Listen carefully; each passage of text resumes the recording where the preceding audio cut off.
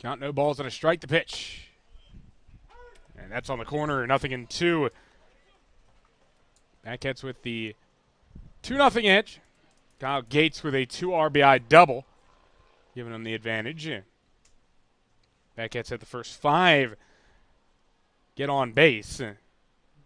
After Cy Schumacher's pop out, the 0-2 swing and a miss, and French out on strikes. So now there are 2 away. Recap the inning for you. Alex Rogers led the game off with a single, swiped a bag. Riley Silva walked. Bodie Waller hit a ball off of Nathan Adler's back. Kyle Gates' 2-run double, and then Coulter Maldonado got hit, and then that reloaded the bases, and that finds us here after Cy Schumacher's pop out and Dawson French's strikeout. It'll bring up Dre Amaro.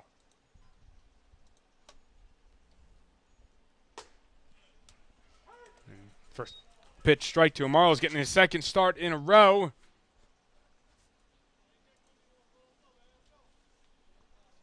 Yesterday's game for Amaro, 0 for 4. Now 0-1 on him here as Adler delivers this one fouled back. Adler will probably consider himself fortunate if he can get out of this one with just 2 runs surrendered, considering it's 2-0 and the bases were loaded. Nobody was out. Yeah, you never want to leave ducks on the pond, but a 2-run lead is pretty good. But last night it didn't prove to be enough, so it'd be good to get a couple extra runs here with a good base hit, hopefully. That was up high to Amaro. It's 1-2. Thanks for joining us here on the Batcats Media Network. Mark McClure, Brett Allen here on the call from Hobart Detter. Here's the 1-2 pitch. Check swing from Amaro. He did go, and Barron will just step on the plate to retire the side. Batcats get a couple runs, but they leave the bases loaded in the top of the first inning. We'll take the edge, though, and Ian Lanik has some run support as he heads out to the mound for the bottom of the first when we come back.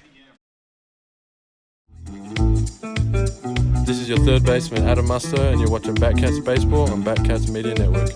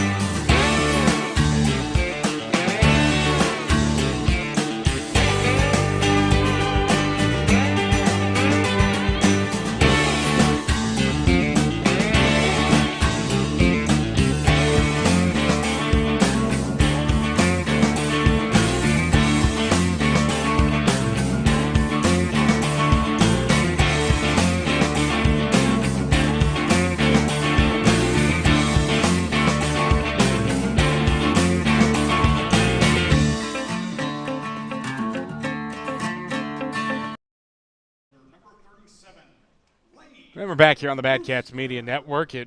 What feels like a must-win game for the Batcats, and talked about it earlier. Great Ben is in the situation where, they're looking up at the Diamond Dogs for the first time, or looking up at anybody, as a matter of fact, for the first time. This one is popped into foul ground, gets out of play. It's Lane Brewster leading off the inning. But, for the first time, you're in this spot where you have some adversity, you're looking at some adversity, and see how they respond to it.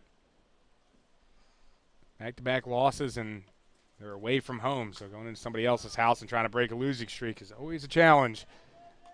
Ian Lanik on the mound for the Batcats, 4-0 record for him to this point. He's been one of the strongest arms for the Batcats. Here's his 0-2 pitch to Brewster, outside. Just like we were talking about with some of the players last night on our team, Ian's a very, very good candidate for that gamer position. He loves to attack guys and loves to be a competitor on the field, and hopefully tonight he can use that and shut them down for enough to get a win tonight. 2-2 pitch to Brewster. That one's up high, and the count is full. Brewster, so far, has done some damage for these Hutch Monarchs. He had a couple of hits and 2 RBIs yesterday. 3-2, and he hits one on the ground right side. Going to be a tough scoop over there for Gotro, but he makes the play, throws to first, and that is out number 1. The Hutch connection on the right side of the infield proves good. And this will bring up Joey Barron. I mean, Lennox has a way of getting wins. I mean, in every game that he's appeared in, the team's won, and he's gotten the decision. Hayes Larks, he started that game, went 5 1/3, 4 hits, 3 runs. Came in to start against Mulvane, went 5 innings, gave up only 2 runs. Slugging Rebels was a relief pitcher in that game, went 2 innings, gave up just 1 hit. And against the Aviators, worked out of some trouble in that one, 7 innings, 7 hits, but only gave up 3 runs. 6 strikeouts. As he can get swings and misses, as this is smoked foul down the first baseline. I mean, that game against Mulvane put himself near the record books with a 12 strikeout performance in just 5 innings. No, he did throw very well. He's got a very live arm, very tall and wiry, but he's got a lot of good whip behind the ball and spins it really well. Set for a 1-1 pitch. It's delivered and chopped foul by Barron. Count will be 1-2. Rest of the lineup here for the Monarchs. It'll be Sawyer Thornhill after Barron, then Hunter Autry, John Jenkins, Jimmy Bloomberg, Nixon Brannon, Cade Clemens, and Will Stark. That is the lineup for the Monarchs here in this one. Here's a pitch from Lanik, and this one going to be roped to the right side, past the diving Gotro into right field. That's a base hit. First hit of the game for the Monarchs goes to Joey Barron as they try to respond to the Batcats 2 put up in the top of the first inning. And that brings up Thornhill. Didn't start in either of the first 2 games of the series. Now he's got back-to-back starts. 2 RBIs in yesterday's game, both on sacrifice flies. What you expect out of a guy in the middle of your order. First pitch. Outside, 1-0. Batcats defense. Kyle Gates in left. Riley Silva is out in center. Dawson French in right. Coulter Maldonado at third. Dre Amaro at short. Hunter Gotros at second. Bodie Waller at first. Cy Schumacher behind the plate catching for Ian Lanik. 1-0. And this one hit the other way. Base hit for Thornhill. Back-to-back hits for Hutch. Ball almost getting away there from Coulter. A little bit of a misthrow from Gatey out there in left field, but did well to put his body behind it, saving any extra bases. The first baseman, number 34, Hunter Autry. So now Hunter Autry, the cleanup hitter, with 2 on. Looks like we might be in for another hit fest. Already 5 in the first inning, and it's not even over yet. First pitch, swing and a miss there from Autry. Who's a little out of sorts there, 0-1. Great changeup there from Ian. Left-handed guys facing righties, if you have that good sweeping and bottom out changeups, it's a good pitch to throw first pitch when they're looking to attack a fastball. 0-1 comes in. Autry foul tips it. 2 in a row. Back ahead 0-2. 0-2 is already hard enough as a hitter, but when you've seen 2 off-speed pitches, the same one, you've missed both of them, it is like, all right, is he going to come back with a fastball? Is he going to throw it again? You don't know really what you're going to get, so hopefully Ian can get out of this with no damage done. Here's the pitch, and Autry hits this one high in the sky, shallow left. Gates camped, makes the catch, and no one moving for Hutch. 2 away.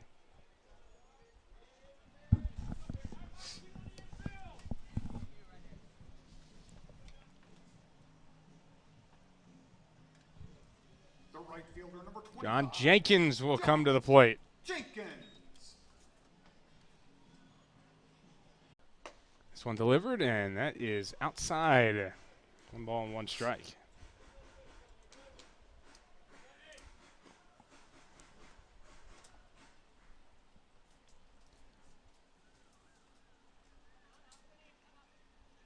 Two on here for the Monarchs in the bottom of the first. 1-1 count to John Jenkins, and the pitch. Smashes this one into the ground, foul. Looking like he can get out of this one, Ian.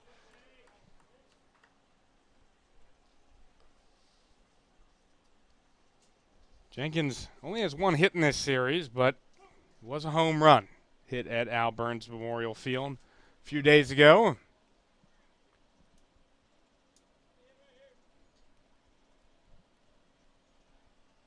One, two. And that one down low, 2 balls, 2 strikes.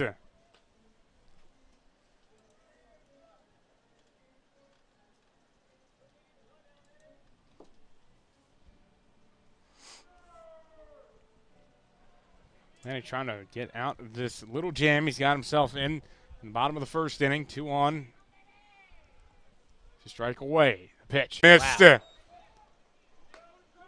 And it's 3-2.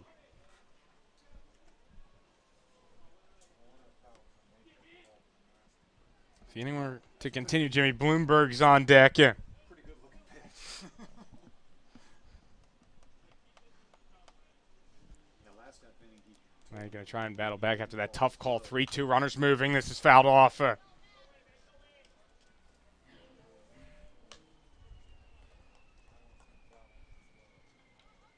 one.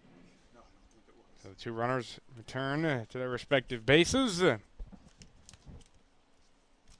Atlantic gets set to deal again. Full count, so the runners will be moving again. And there they go. As this gets away from Schumacher, that's ball 4. And that one kicked all the way towards the Batcats' dugout, but Darren McHugh not going to chance it. He'll give this opportunity to swing for Jimmy Bloomberg. Both teams bases loaded in the first inning. Might be an omen for where we're headed. Second baseman, number Yeah. 1, Jimmy Bloomberg. Let's just hope it falls into our favor, unlike last night.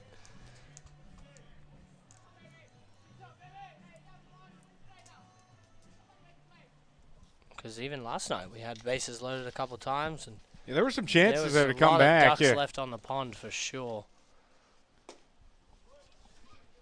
And the first pitch misses 1-0. The Mad Cats have left 24 on base in this 3-game series. That's a tough 8 average. They've had issues with that really all season long. 1-0 pitch. Atlantic gets a strike. Bloomberg 3 for 8 in this series. Looking to do damage here in the bottom of the first inning. Team down by 2. 1-1 pitch. Bloomberg takes it high, 2-1.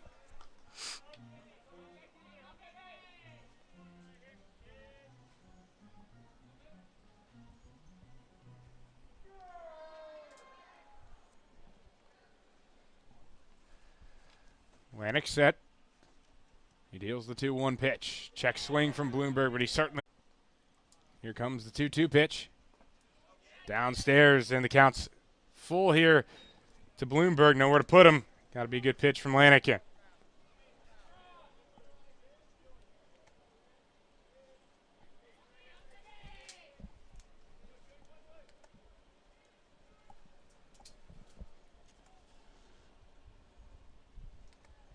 Set here.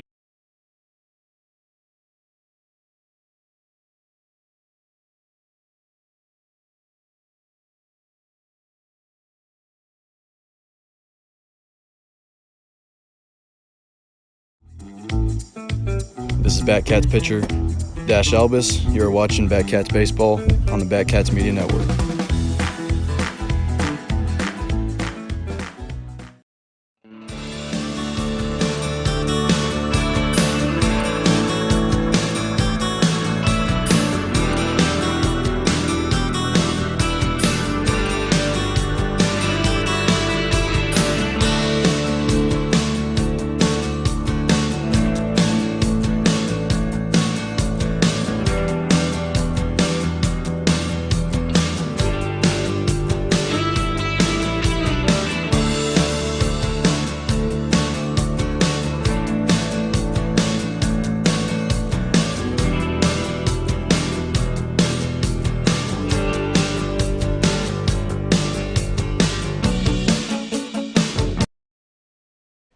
Welcome back to Hobart Detter Field. Bad Cats lead 2-0 over Hutch. Everyone's still buzzing a little bit in the Bad Cats dugout after an Ian Lanik got Jimmy Bloomberg looking to strand the bases loaded in the bottom of the first inning. See if the Bad Cats can turn that into some positive offensive output here, starting with Hunter Gotro. And he's ahead 2 balls and no strikes. Another guy playing in his collegiate home stadium. Set to see a 2-0 pitch, and he flares this one out towards actually deep left center. This is carrying an awful lot, and it'll be caught on the run out in left center field by Will Stark. Only just missed that one. Got him a little bit on the hands, I think, but he was looking for a good pitch to hit, and he got it. Originally didn't look like he got a ton of it just No, off the it bat, didn't. and then that ball just carried. The wind is blowing out here at Hobart Detter today, but my goodness, that one had an awful lot. Yeah. Far from getting out of here. Anything harder hit than that might be out tonight, so there's a good chance of another slugfest going on. So now stepping in is the leadoff man, Alex Rogers. First pitch to him, and he swings and tags one out towards deep center field, going back That on it, might Lane be Brewster, gone. and he puts it into the trees. Alex Rogers with go. his second home run in as many days. And the Bad Cats now lead it 3-0. Wow, that's unreal.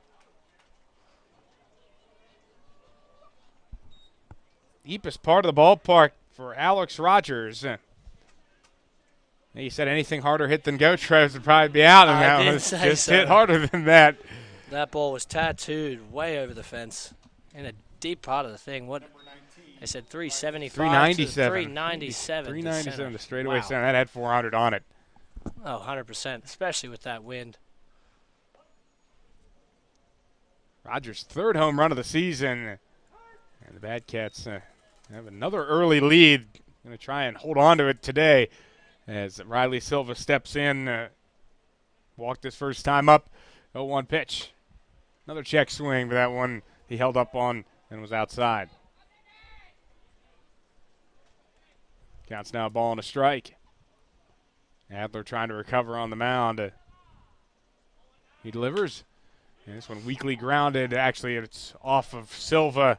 Caught his foot.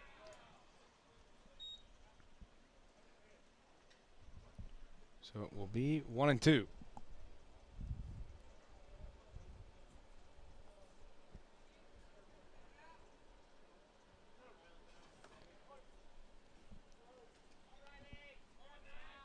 One ball, 2 strike pitch, swing and a miss, and they get Silva. And there's one out. Or 2, my apologies. 3 strikeouts for Nathan Adler on the mound. Number 30, Bodie Waller.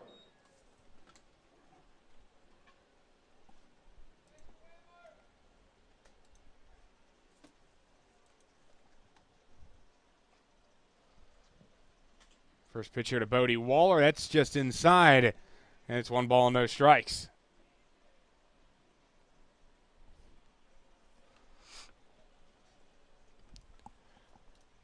1-0. And Waller takes it for a strike. And the count's 1-1. Adler been tagged a little bit early in this game. Got to try and bounce back as Waller rips one on the ground, gets into right field, a base hit. Waller 2 for 2.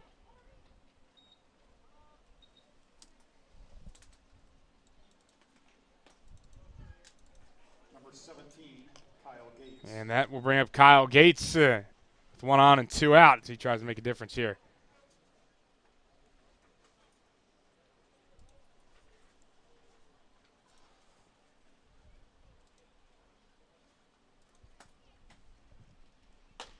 First pitch, and that just drifts outside. Count is 1-0. Gates, that big 2 RBI double. First time against Adler. They throw over on Waller. That was remarkably close.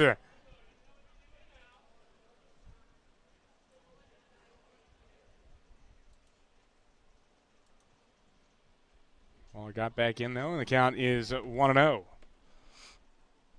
Pitch, and this one on the ground over to second base, handled by Bloomberg on a bounce, throws first, and that retires the side. Batcats get the run on the solo shot from Alex Rogers and have increased their lead to 3-zip. Going to the bottom of the second here on the Batcats Media Network. This is outfielder Kyle Gates, and you're watching Batcats Baseball on the Batcats Media Network.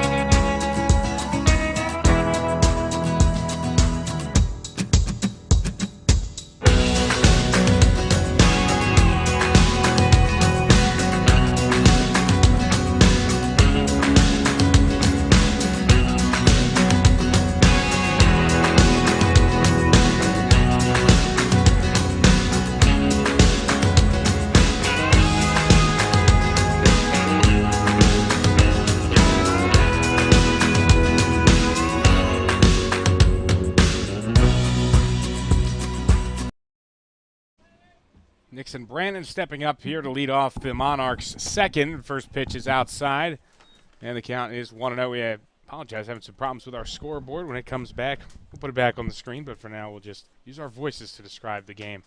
1-0 pitch outside, and it's 2-0. Batcats lead 3-0. We're in the bottom of the second inning. Batcats got a pair in the first on a bases loaded double from Kyle Gates, and then Alex Rogers with a solo home run in the top of the second inning.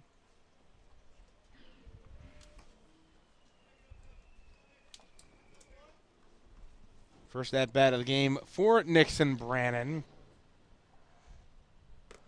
Brannon grabbed 2 hits in yesterday's game, had an RBI as well as he pops this one into foul ground. Bodie Waller giving it a look. He's going to reach over, try to reach over the fence, and he nearly had a play on that. Just got onto the concourse behind the Batcats, or near the Batcats dugout, I should say.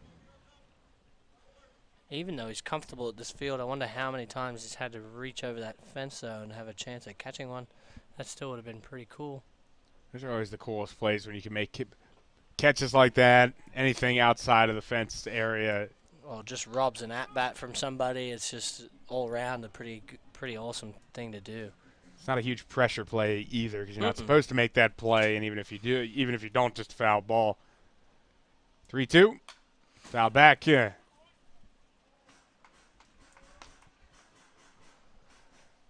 The Atlantic got out of a lot of trouble in that bottom of the first inning, left the bases loaded.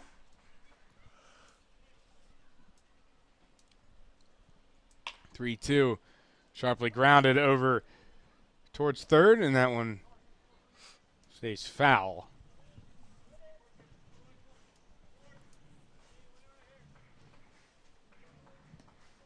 Batcats have already eclipsed their hit total from the 2 nights before this one.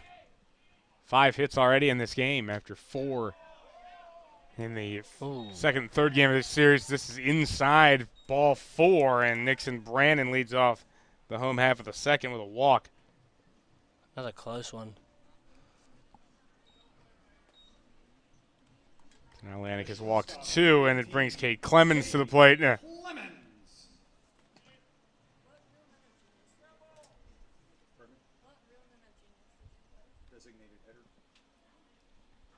And first pitch misses to Clemens, 1-0. Clemens was a shortstop yesterday as well. Kind of going 0 for 4 with a walk. Atlantic's 1-0 pitch. Fastball swing and a miss.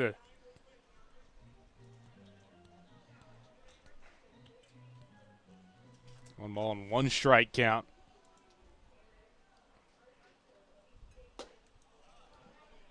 This one. And got another strike, 1-2.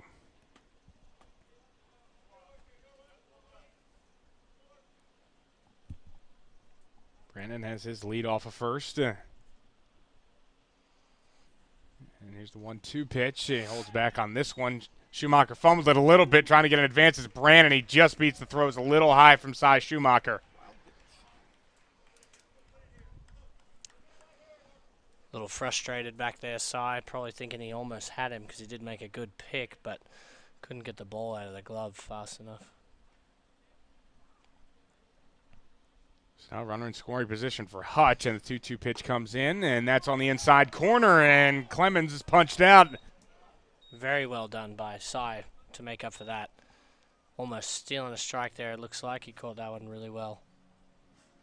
Second strikeout for Atlantic, first out of the bottom of the second inning, and Will Stark comes to the plate. The left fielder, number 2, Will Stark.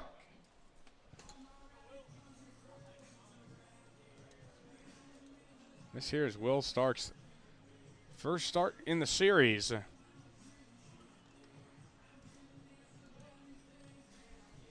It's rare you get to this point in a series and you have an unfamiliar face come to the plate, but here's Stark, 364 hitter, 12 for 33 this season. Watch the first pitch go by, 1-0. Hits from the left side against the right-hander Atlantic.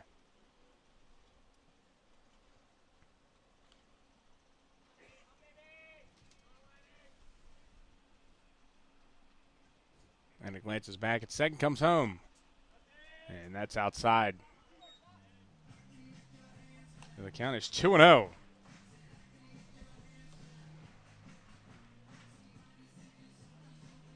Atlantic's had traffic in both of his innings of work so far. 2-0. Up high, 3 balls and no strikes. Atlantic stepping off the mound to take a little bit of a breath. He looks a little frustrated. He's not wild. His misses are missing, but he's not crazy out of the zone, so hopefully he can reel it back in. Missing again. There's a 4-pitch walk to Stark, turns the lineup over. 3 walks now for Atlantic. Runners on first and second for Lane Brewster. The center fielder, number 37, Lane Brewster.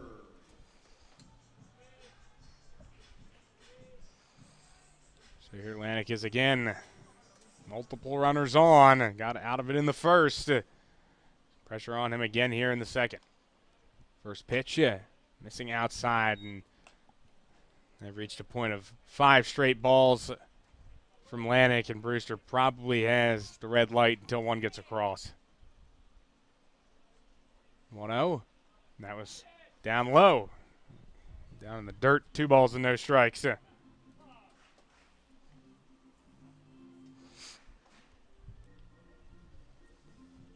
And here comes Roger Ward. Makes his way to the mound. And again, you kind of talked about it yesterday, Brett. I think he's just looking for a reset here for me, and after 6 straight balls. 1,000%. There's nothing wrong. You know, you can't, like we've always said, you can't be perfect up there. So when things go wrong, you need something to either help you escape or just disconnect for a second so you can re-engage and hopefully lock it back in, because he has looked pretty good the first inning, but needing hopefully a double play opportunities at third and second for that to get out of this with ease and no damage done. That would be really good for me and get him that sit down, that break that he might need. Lane Brewster's 0 for 1 in this game. He grounded out to second base in the first inning. Atlantic gets ready again.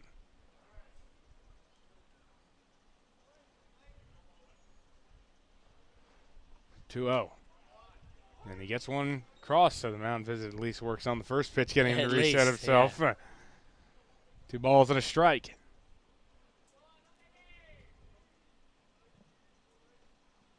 Here's the pitch.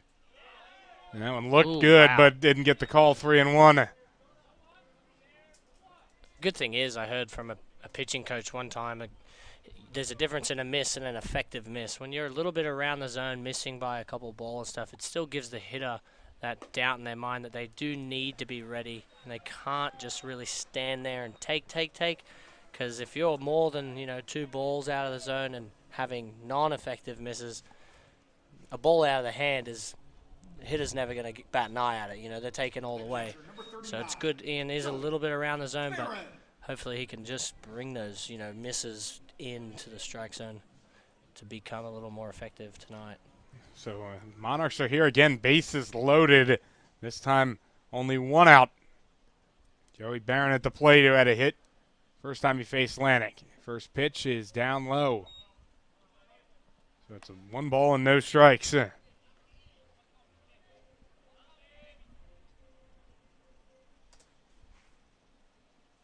Cats have a 3-0 lead, but it's in jeopardy here with the bases loaded, and gets a strike there, 1-1. And that was probably a couple balls out of the zone. An You'll effective take miss? it just because it may have been an effective miss, as a matter of fact, and also maybe, the law of averages giving him one 100%. after he missed a couple of close ones. This is fouled back. Yeah. It does sometimes hurt, obviously missing a strike can hurt the pitcher and give the batter a free pass, but that always puts a batter in a hole. Pitch just then looked about the same spot, forcing you to kind of swing at it and try and do something with it because you don't want to take for a third strike in the at-bat. Barron wants time and gets it. And we're ready to go again. Bases are full of Monarchs, and it's a 1-2 pitch coming. Fouled back again. Right in front of us here in the press box.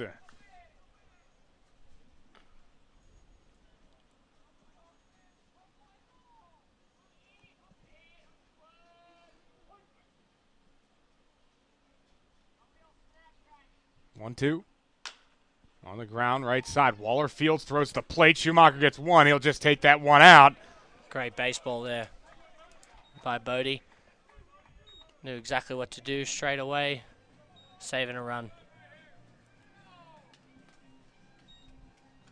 So now it's 2 outs and the bases loaded.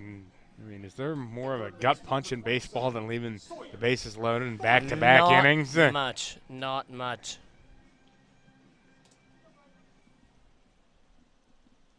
See if Atlantic can get out of this. Sorry, Thornhill at the plate, opposite field single in his first at bat. His first pitch misses, 1-0.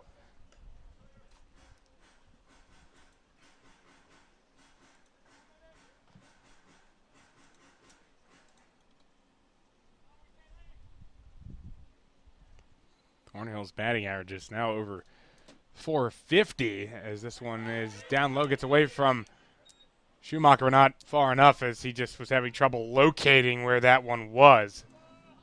Kind of bounced and hovered over his head while he's spinning around looking on the ground. It is a painful thing to look at, I will It say, is. from up here.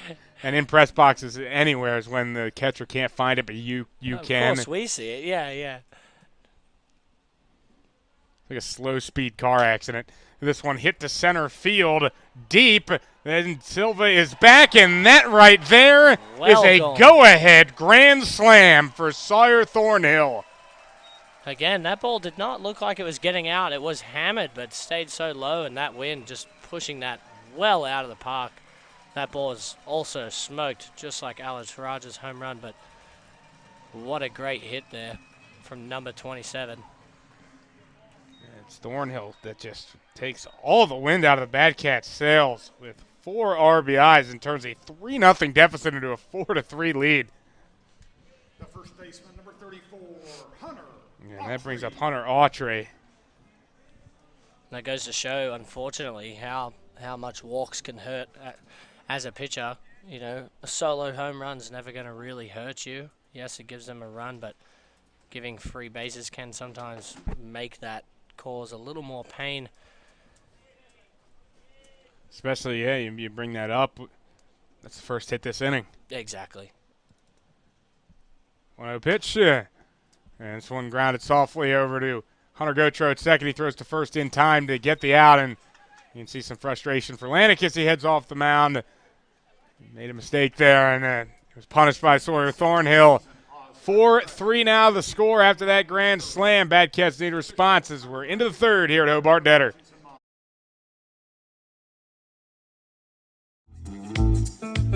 This is Batcats, first baseman Simon Larinaga. You're watching Batcats Baseball on the Batcats Media Network.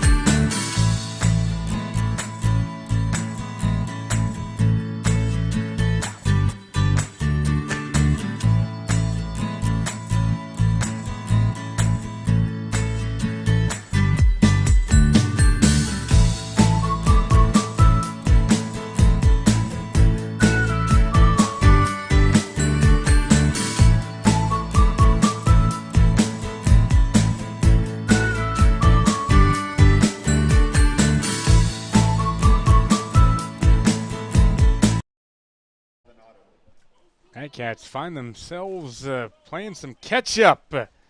Now all of a sudden, 4-3 to score. Sawyer Thornhill with the grand slam to give him the lead as Nathan Adler has a new lease on life as he heads out to the mound with a lead. First pitch misses to Coulter Maldonado, who got hit his first time up. That was inside. 2 balls and no strikes.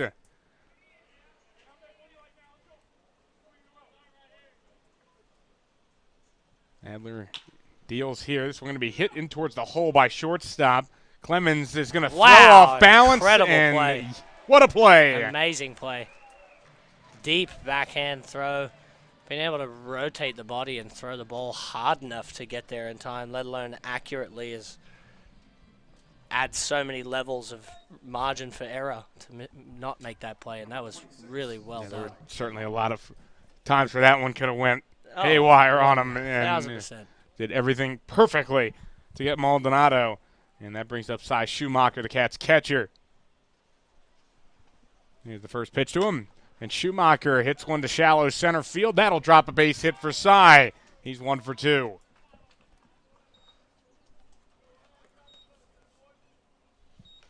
Batcats have their 6th hit of the contest. Number 9, Dawson French. And it brings up Dawson French.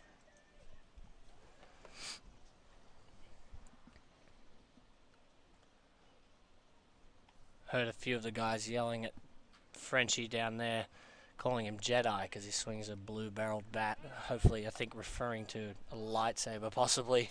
I thought that was a pretty clever nickname the other night. Yeah, the Temple College guys have really been shaking things up for the Batcats in the clubhouse, I must say. First pitch, a strike there.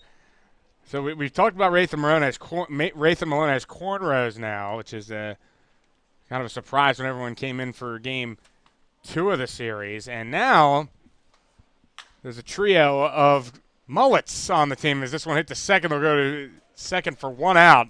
So it'll be a fielder's choice as French reaches. It's always an interesting thing for baseball. Someone's always got a good hairstyle going on or different something on the uniform. People always trying to stand out. Yeah, Dash Albus, Colby Christian, and Kyle Gates now all have that mullet look going. Yeah. I think they like to refer to it as flow now, not Is it? mullet for some reason. It's a mullet. It's That's what it definitely looks a like. mullet. I mean, I've seen plenty. 1,000% is a mullet, but they refer to it as getting good flow, whatever that means. That first pitch to Drea Marles inside, 1 ball and no strikes.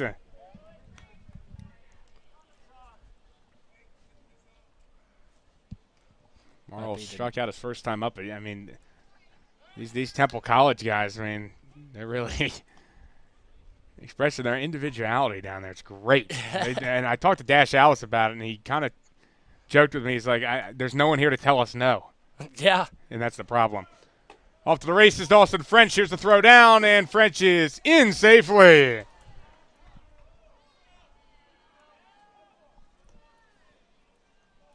It was an awkward slide for French at the backside of that bag, but he just got in. Definitely beat the throw, but the slide made it look quite close. So I don't know. It was ruled safe. Here's the 1-1, and Amaro rifles this foul.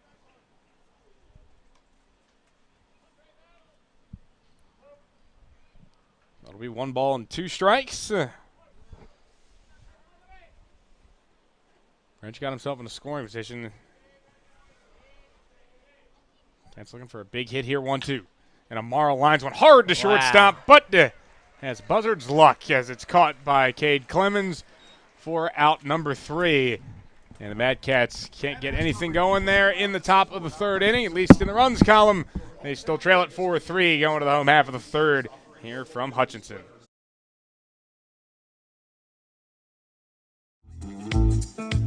This is Bodie Waller, first baseman, and you're watching Batcat Baseball on Batcat Media Network.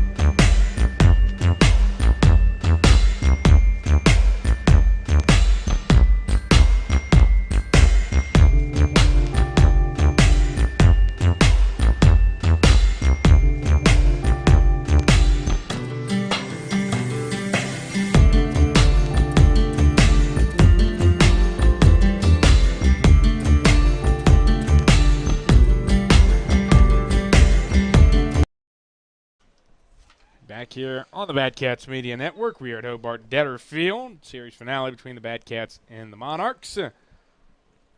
Batcats behind here 4-3. We have a 1-0 count. John Jenkins at the plate, who swings and hits one a ton out towards deep right center. This one is going to be off of the top of the wall. Jenkins is going to stop at second as Silva got to it fairly quickly in center. And it's a leadoff double. Ball also almost left the yard. Just Didn't hit need a much lot more. Did not. Only an angle was all it needed. Higher angle. Bloomberg. So now to be Jimmy Bloomberg. He struck out with the bases loaded in the bottom of the 1st inning, but sorry, Thornhill did the exact opposite, I guess. Striking out the bases loaded, hitting a grand slam with the bases loaded. And that's a strike. Yeah, 0-1.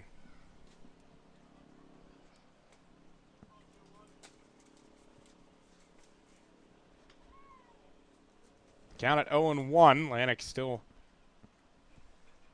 working here on the mound. This one outside 1-1. And as hard as it is to give up a grand slam like that, he's still got to realize this is a 1-run game. Batcats are more than in this game, and he can still more than make up for giving up that one mistake. Definitely.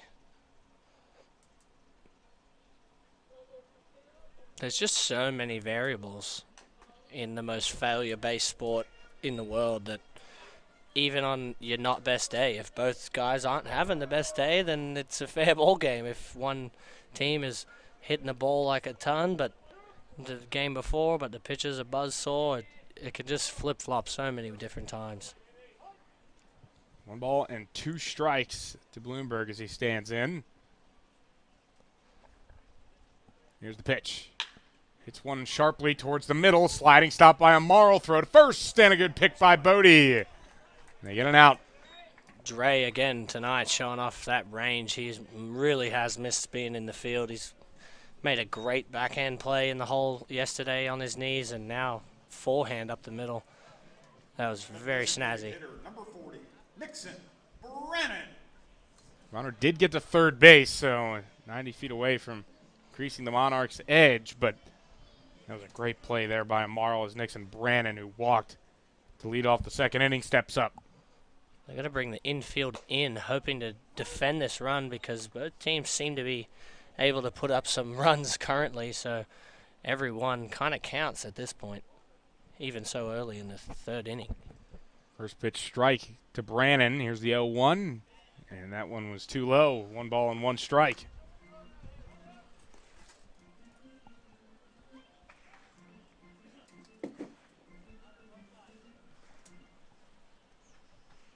Lanik ready from the chin, delivers 1-1. Too high to Brannon. A little bit of gas behind that one, just up in the zone.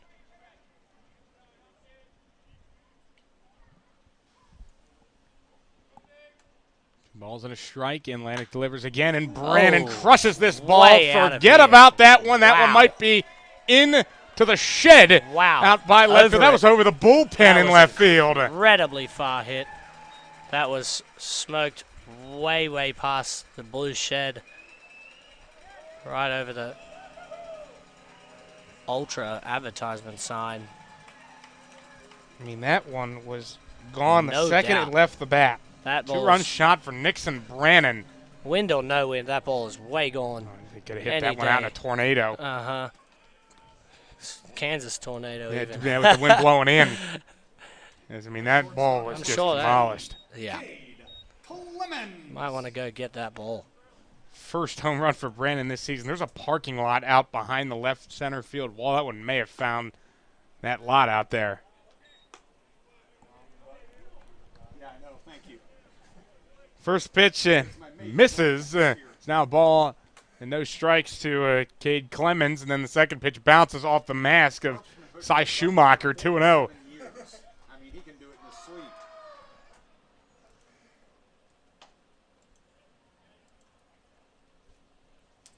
Lanik delivers a 2-0, and that's a strike. 2 balls and 1 strike. Now 6-3 game after that 2-run home run. It's kind of sad that we could say it's still anyone's game right now. So 'cause it is early in the so ball early. game. Bottom 3, just so much baseball to play. The Monarchs keep talking about an upcoming fireworks show, but we seem to have one last night, and we've already started the pre-show in the in the third inning. I think that's ridiculous. Here's the count, 2-2. Downstairs, 3-2. Batcats have some action in the bullpen. Left-hander Matt Howell warming up. Maybe tasked working wrong relief tonight. There is the 3-2 from Lanik, and this one hit pretty well out to left center field, charging in Gateson. He makes the catch on the run.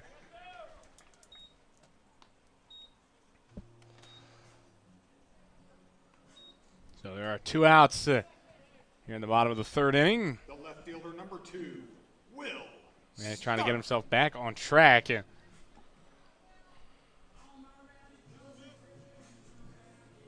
Will Stark at the plate, the left-hander. First pitch, that's on the inside corner, a strike, 0-1. It's just been dicey all around for Lanik in this start. He had to leave the bases loaded in the first big strikeout of Jimmy Bloomberg, and then he got burned in the next inning when Sire Thornhill hit a grand slam with the bases loaded and 2 outs.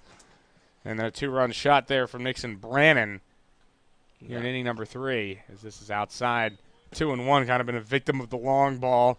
Unfortunately, yeah. The wind helped the first one, didn't need it on the second one. Not at all. That's one of the furthest balls some people might ever see hit. That ball was absolutely smashed. 2-1 pitch. And Stark rips one through the hole between short and third on the left side. Second time he's reached base in this one. And the lineup turns over now. Lane Brewster. The center fielder, number 37, Lane Brewster. Brewster with a ground out and a walk so far in tonight's game. Rhino, do we need a new scoreboard operator? Somebody that can stay on top of it. First pitch, and this one a sky-high pop-up. Left side, Morrow calling everybody off, and he will make the catch. And that ends the bottom of the third inning as Monarchs continue to play the long ball. 2-run shot from Nixon Brannon increases their lead to 3 runs. 6-3 is the score. We're going for the fourth when we come back on the Bad Cats Media Network. This is Alex Rogers. You're watching Bat Cat Baseball on the Bat Cat Media Network.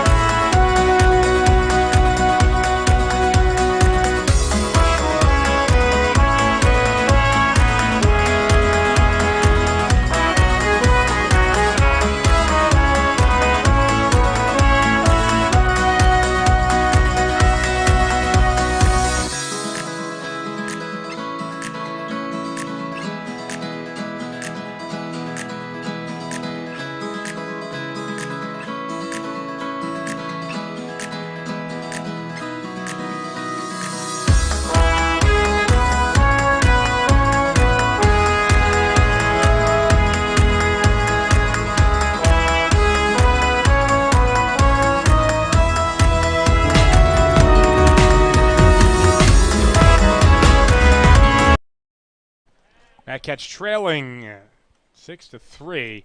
Top of the fourth inning now is Nathan Adler. Even more run support now in the Bad Cats. And get themselves in gear. Hunter Gautreau at the plate, and then first 2 pitches across for strikes. It's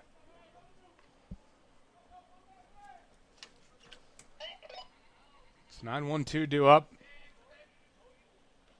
Here's the 0-2. Up high, and Gautreau takes it 1-2. Gautreau, nickname is Goat, and the funny part about it is, like, when every time he's up at the plate, you hear goat noises from the Bad Cats dugout. 1-2 fouled off. His 1 ball back and 2 foot. strikes. I'm pretty sure that the Goat was the Hutchinson Blue Dragons like mascot this season. Does he have the goat?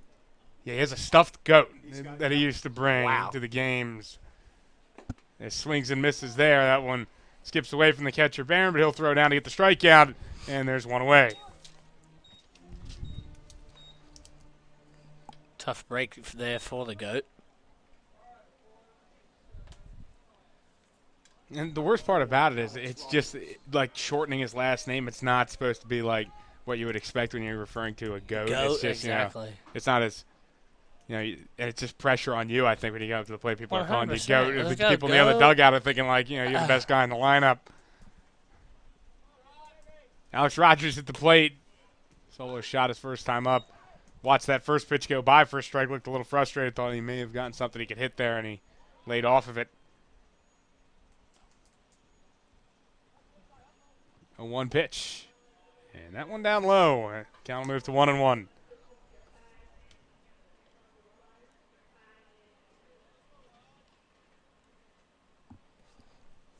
Hodge 2 for 2. His bat's really heating up in this DH spot.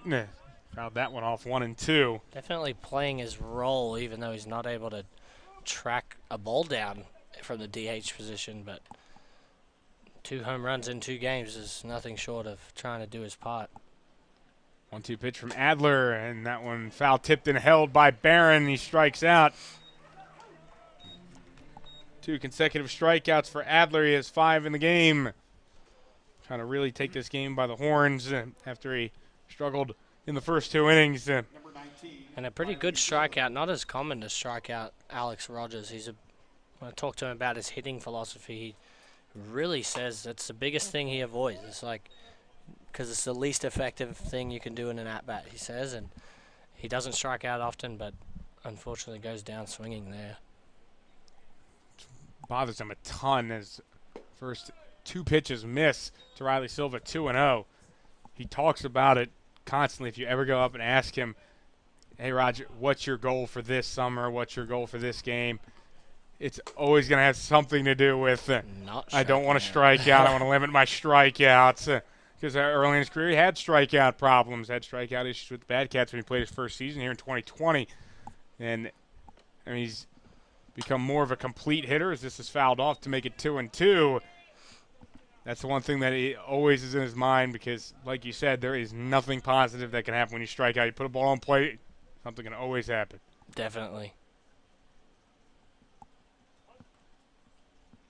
Adler ready, 2-2. He's trying to strike out the side. Does right there. Swinging a miss from Riley Silva. 6 strikeouts for Adler, and he strikes out the side here in the top of the 4th inning. 6-3 the score. Monarchs' 4th is coming up next here on the Bad Cats Media Network.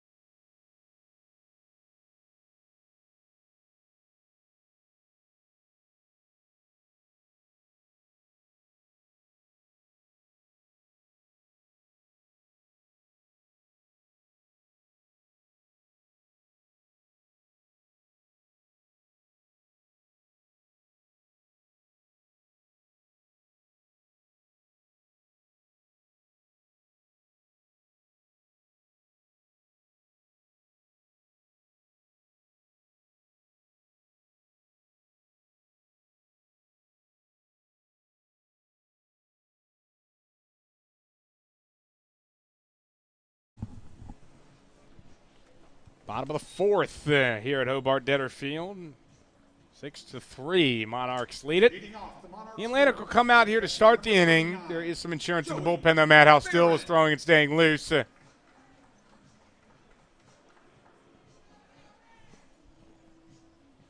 be Joey Barron, Sawyer Thornhill, and Hunter Autry due up for the Monarchs. The middle of the order, and they have done damage before.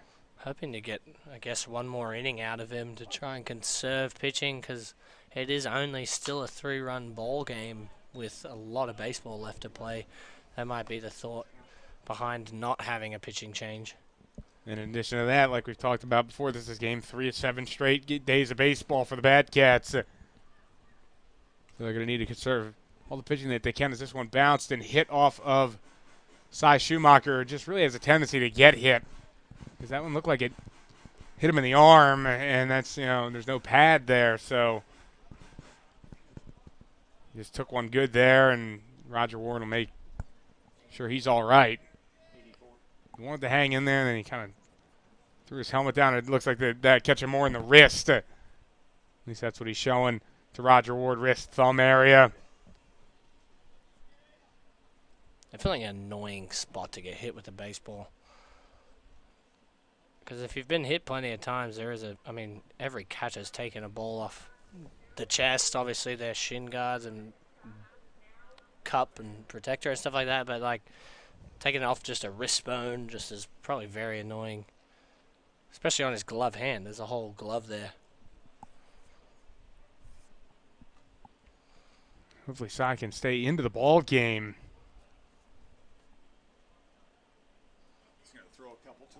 Bad Cats a little short at catcher. They have Connor Allen who caught yesterday, but Grant Farlander no longer with the team at this time.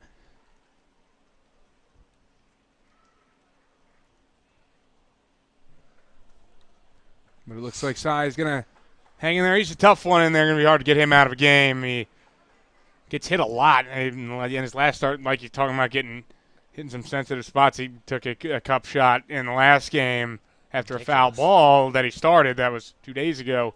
So, I mean, catchers are a different breed. Everyone knows that. They have to be. It's the epitome of suffering, I think. But, hey, they're my best friend out there on the mound. They have to be.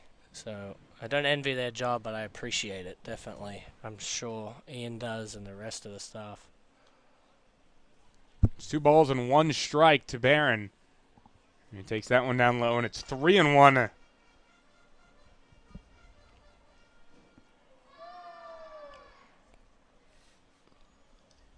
Dangerous count here, 3-1. Lanik delivers. Barron puts it on the ground right side. That one took an awkward hop on Bodie. He knocked it down, throws the first, and Lanik was covering, and they get the out.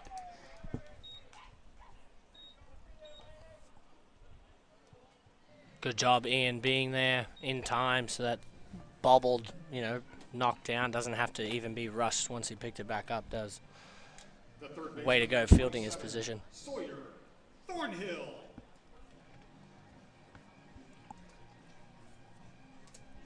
So this will bring up Sawyer Thornhill, who turned this game upside down with that grand slam in the second inning.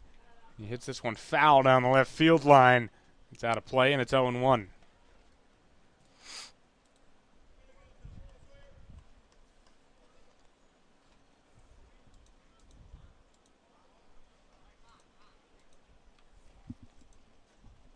Got an errant ball out of the bullpen. It's a 0-1 count.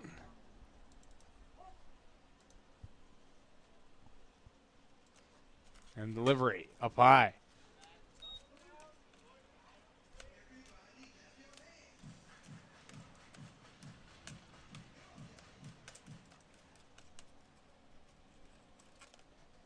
One ball, 1 strike. Lanik's delivery. That one gets by Schumacher. So the count will be 2-1.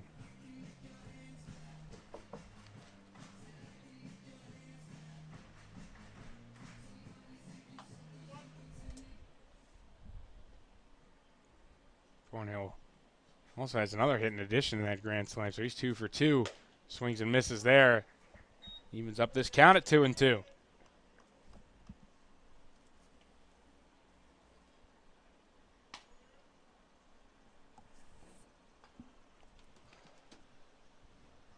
Lanik set. Deals. Thornhill fouls it off the plate.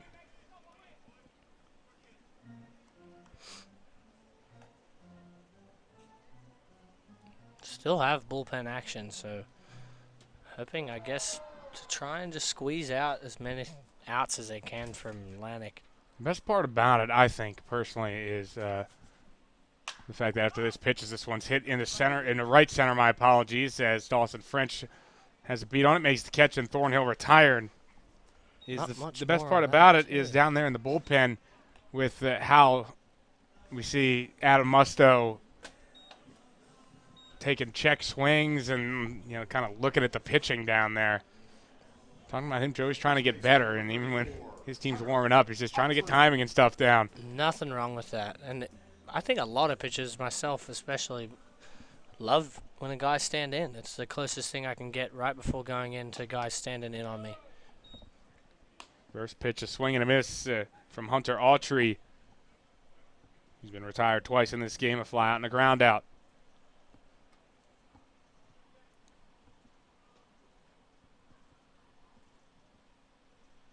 A 1. Non-competitive outside, 1 ball, 1 strike. 6-3, Hutchinson leads, bottom of the 4th inning. Nobody on. 1-1 count to Autry as he swings and misses there. Count moves to 1-2.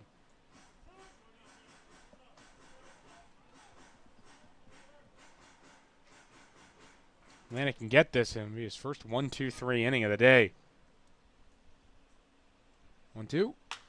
Softly grounded. Right side, Gotro. Waits for it. Throws to first, and that's out number 3. Atlantic with a big 1-2-3 inning in the top of the 4th. It seemed like he had been reeling, but he bounces back with a strong inning there. The Batcats will try and reward him by doing something offensively when we come back. Top of the 5th on the Batcats Media Network.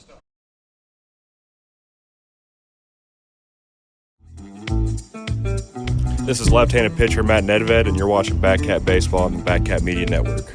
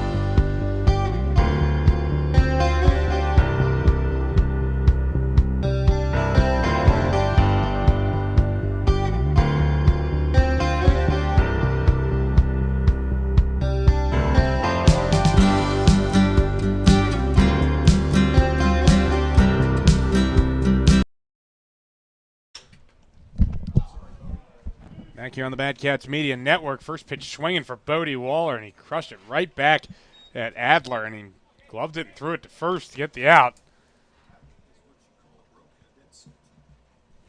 Tough break for Bodie. And kind of needed some revenge, though, from Adler after he hit one right back at him in the first inning, and it hit off his back. So Adler's kind of been in his sight lines. First pitch swinging here from Kyle Gates, and it skips over the glove of Bloomberg and into the outfield. They never even caught Bloomberg's glove, so that'll be a knock for Kyle Gates. So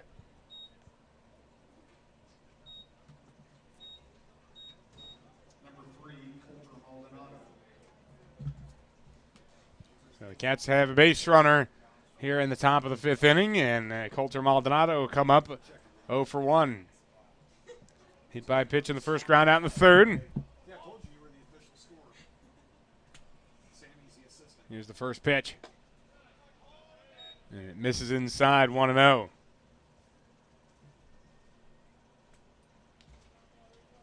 Similar story in this game as it was in yesterday's game. Batcats took an early lead, and the Monarchs came storming back.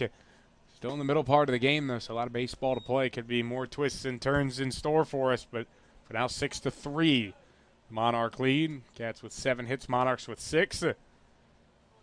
2-0 count here to Coulter Maldonado. From the belt, and here's the pitch as the runner's on the move. Throw down as they try to get Gates, but he's easily in there with a stolen base. It's the Batcats' 3rd stolen base here in this one, and it's their 69th stolen base this season.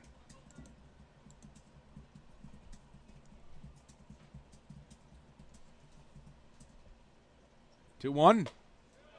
Inside to Maldonado, 3 balls and a strike. And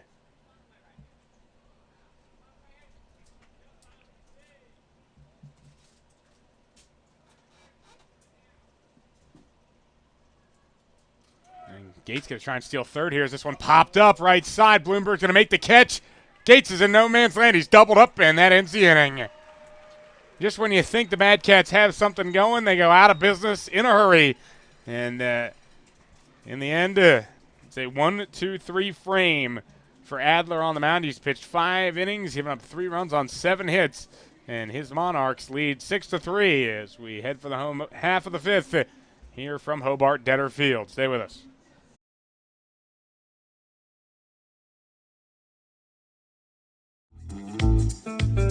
This is your catcher, Grant Farlander, and you're watching Batcats Baseball on Batcats Media Network.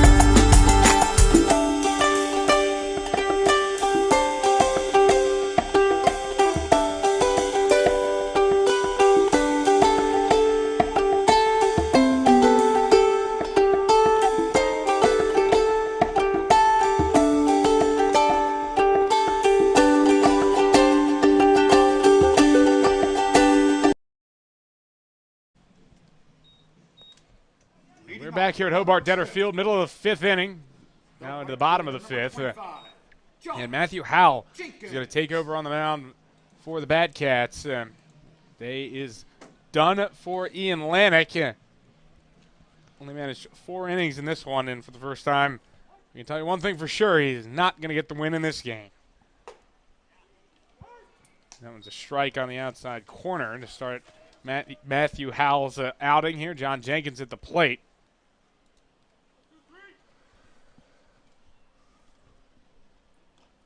A 1 pitch, and Jenkins scorches one toward shortstop. Amaral's got it, throws to first, and there's one away. Final line in this game for Ian Lanick, as we mentioned, has the 4 innings pitched. Ended up allowing 6 hits, 6 runs, all 6 were earned, 4 walks, 2 strikeouts. Not his best day, but Batcats still in this, just down by 3 runs. And that one inside to Jimmy Bloomberg, 1-0.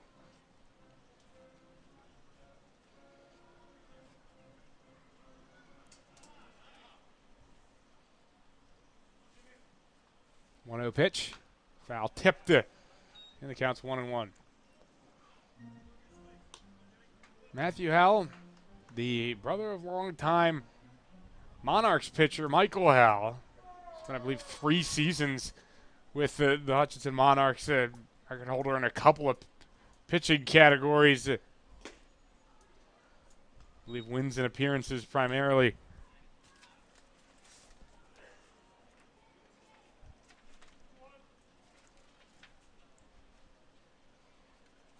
There's 2 balls and a strike here to Bloomberg. And the pitch. That one missed. 3 balls and a strike, yeah.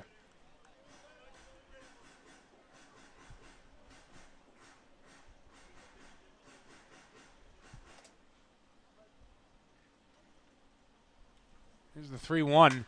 And Bloomberg hits one the other way. This one slicing foul. And that one gets into the Batcats bullpen.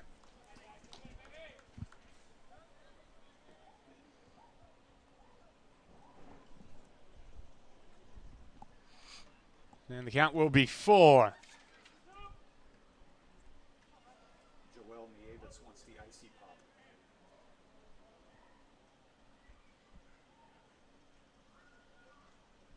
3-2 pitch. And that's on the outside corner. Second time. Bloomberg's been punched out on a 3-2 pitch. And Howell has his first strikeout. And so far, so good. We've talked about Matt Howell before. I mean, he works with some really good velocity out there. And he's kind of been really effective out of the bullpen. In the starting spot, he was a little bit shaky, but when he's come down to the bullpen, he just is firing the second he goes in there. Yeah, he is. He's been excited to pitch. It's been a little bit since he's had an appearance, but he really wanted to pitch in this series, I think, due to his brother's history with Hutch and getting a chance to make his own against his brother's There's team. pressure there, certainly. You know, 100%. you have a guy that pitched a lot of seasons with the Monarchs. Is he considered a trader for playing for the Batcats? I Or don't know if I'd call him a trader. That might be a little strong. Swing and a miss there, 1-2. Who's that? Howell. or is it really just trying to pave his own I way? think it's trying to pave your own way more so, because you go into a spot like that, if you would have gone to Hutch, I mean, that's a lot of pressure on you as a family with some good success with the Monarchs. Monarchs won 2 league titles while Howell was there. That's inside 2-2.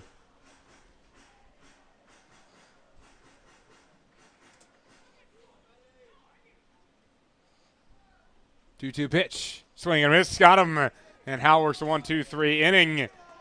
Piggybacking right off Atlantic's 1-2-3 inning in the fourth. And overall, 7 straight Monarchs have been sent back to the dugout, where the Batcats need offense, and they need it sooner rather than later. 6th inning coming up next on the Batcats Media Network. This is infielder Colter Maldonado, and you're watching Batcats Baseball on the Batcats Media Network.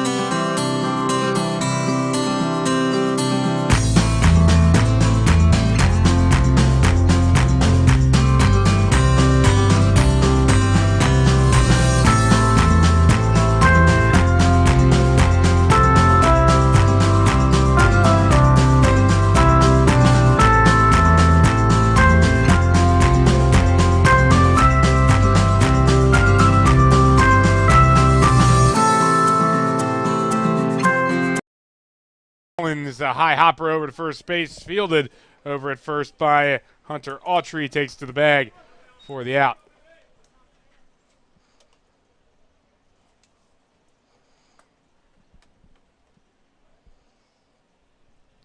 So 1 away, and that'll bring up Dawson French. The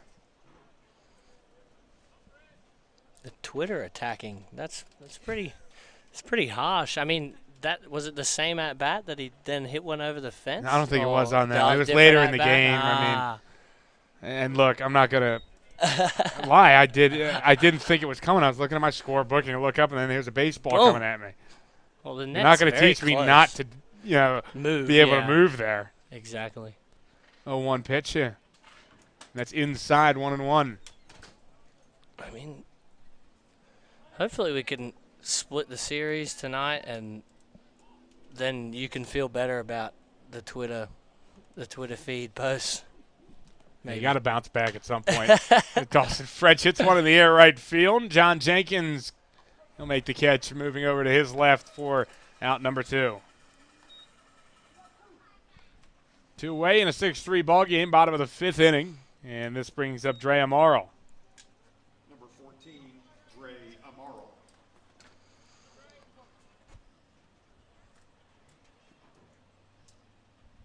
Mulholland stands on the bump, 6'4", 201 from Lake Geneva, Wisconsin. First pitch to Amaro, inside, 1-0.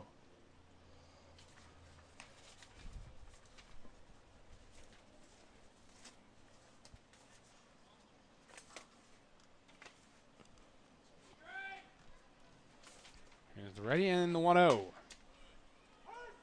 And that's on the corner, 1-1. It's a good spot.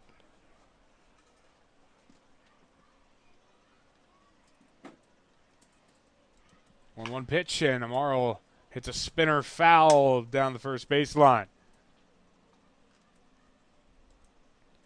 Mulholland's pitched 2 innings this season. This is his only his second appearance for the Monarchs. Last one came on June the 23rd against the Twins. Up and away, 2 balls and 2 strikes. Had 3 strikeouts in that outing. It's been a little while since he's been on the mound. Here's the 2-2 from Mulholland, and that one down low. So it's a full count.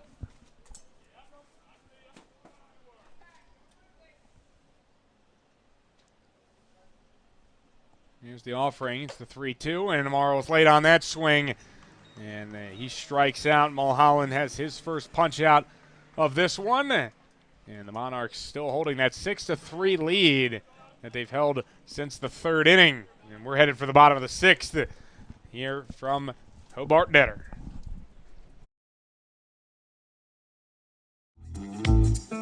This is left-handed pitcher, outfielder Matthew Howell, and you're watching the Batcats on Batcat Media Network.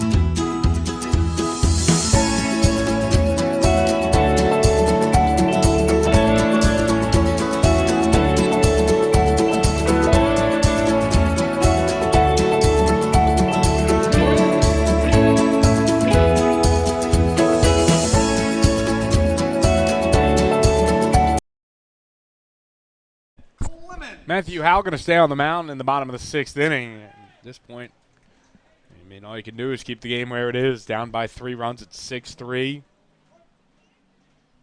We'll have to deal with 8, 9, and 1, starting with Cade Clemens. First pitch strike. Howell certainly every bit of a fastball first arm. And that one inside. And it's 1-1.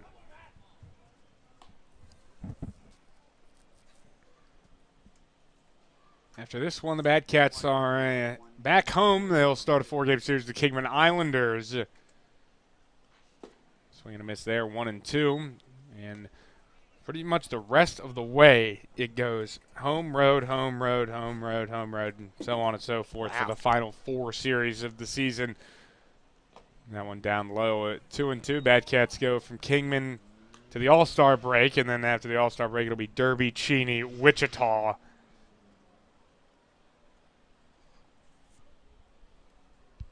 2-2. This one swung on and hit hard to short, caught by Dre Amaro for the first out. Another good play up the middle. And this will bring up Will Stark. The The left fielder has one hit and one walk today. You know, it's funny to think about it. This season really moving along already. Oh, definitely. I mean, I even showed up a week into it and felt like I'm way behind and like I missed a ton, and now it's like already feels like it's flying past. First pitch a strike to Stark, 0-1.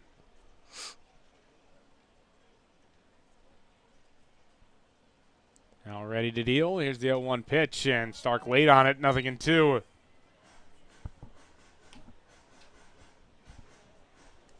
Now looking really confident on the mound right now. Not being afraid to attack the zone. Even after seeing the way this lineup attacked the Atlantic. 0-2. And that's on the outside corner, and everybody knew it. Looking very strong.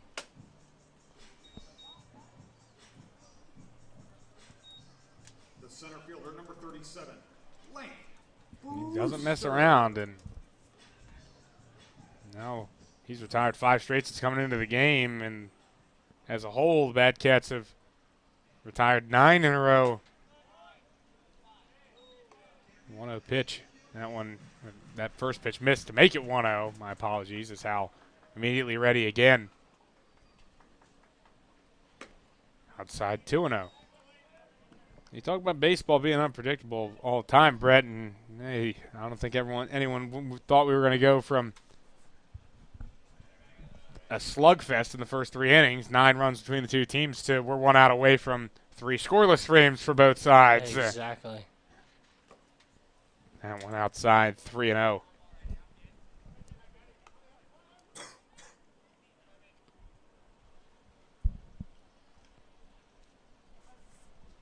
Yeah, the game really flipped on its head. I mean, there was, I think through the first 3 innings, there was 6 hits apiece. The first 4 at least. And We've had 1 hit we've since. had 1 hit, yeah. Lane Brewster walks. 4-pitch walk, as a matter of fact. First Monarch that Matt Howe's allowed to reach base as Joey Barron comes up. Barron 1 for 3.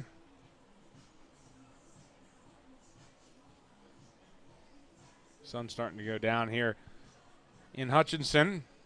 Now 83 degrees on a pretty night for baseball. Runner on the move here, swing and a miss. Schumacher's throw down is going to be late as Brewster gets in.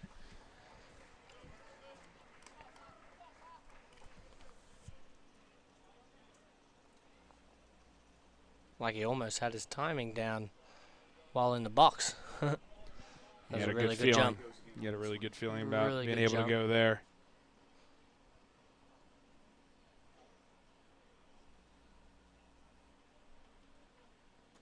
No balls at a strike. Hal looking back at second, delivers one way outside that gets away from Schumacher, and that'll put a runner on third.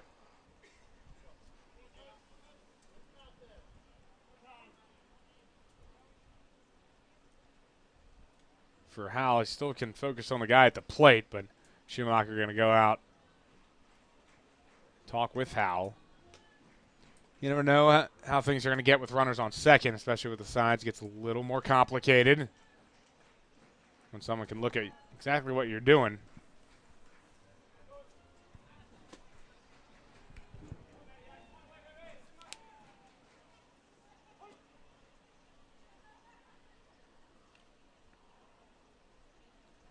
Here's the 1-1.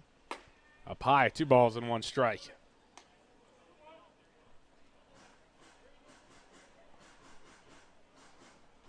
Now that sun's gone, this day's become even more beautiful. It's really nice temperature outside. There's a 2-1 is going to be hit on the ground. That's going to get up the middle. A base hit for Barron. Coming across to score is Brewster, and it's 7-3 Monarchs.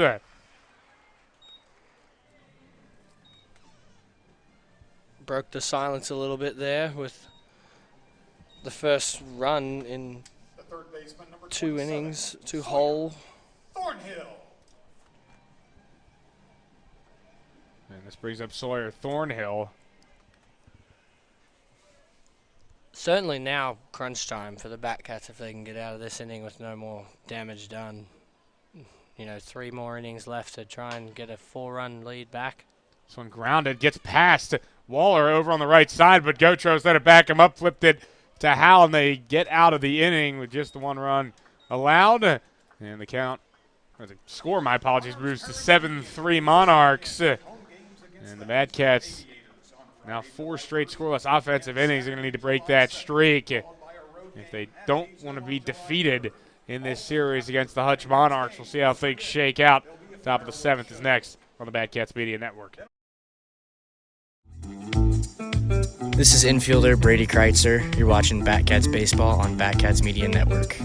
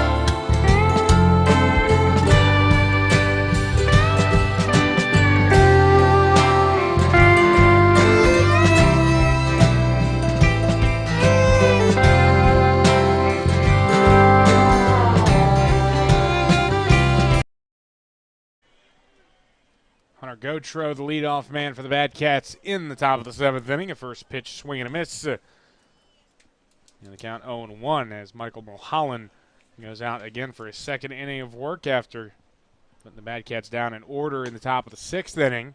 Gotro will take that one outside, and the count's 1-1.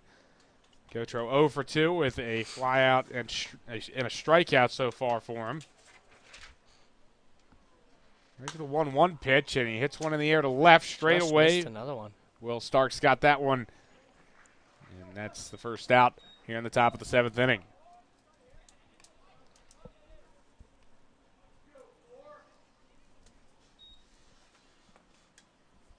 So now it'll be the top of the order, and Alex Rogers.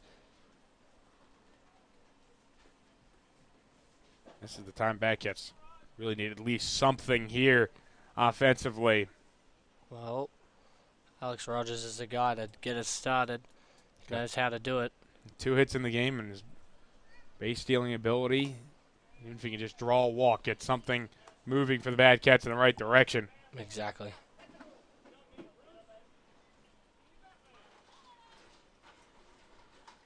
Ball, no strikes. The pitch, that one up high, 2-0. 2 home runs in the series for Alex Rogers, and really only played the best shots. 3 games. That's outside 3-0. The Batcats needing the base runner, probably not an opportunity to swing away here for Raj.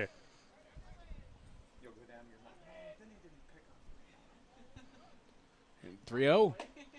That one at eye level 3 ball. Then that is a walk. My apologies. 4-pitch walk for Raj. First walk allowed by Mulholland, and now, like we talked about, there's a big threat here on the bases. I don't expect it to be long for Raj to be in motion. Batcats have already been aggressive on the bases. They have 3 stolen bases in this game. And slowly, this uniform clash is starting to put me off more because even the catcher's wearing the same colors catcher's gear as ours. The first pitch is outside to Bodie Waller. And the count is, or my apologies to Riley Silva. And the count's 1-0.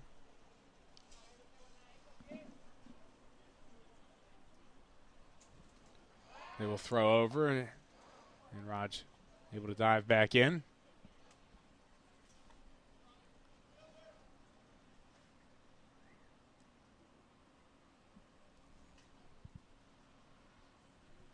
One-0 pitch upstairs.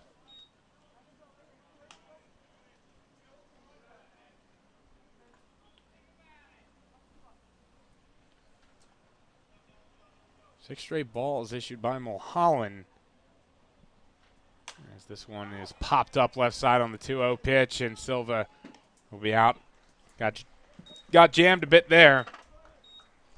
Two Unlucky away. those stay in the field sometimes as a hitter. You hope that you kind of check swing on and not fully go through it. You hope it's going to go foul or miss it to keep your at-bat still alive.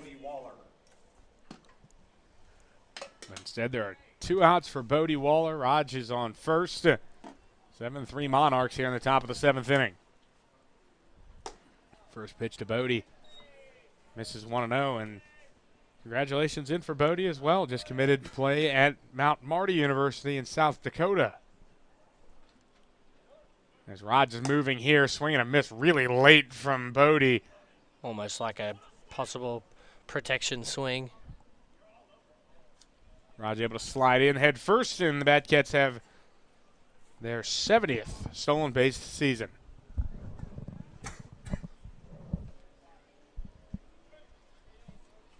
Just giving Bodie a chance for an RBI here.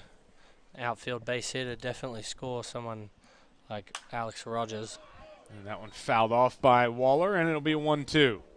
Baseball fans, remember to return those foul balls to the concession stand and receive a free ice pop. Compliments of the Monarchs.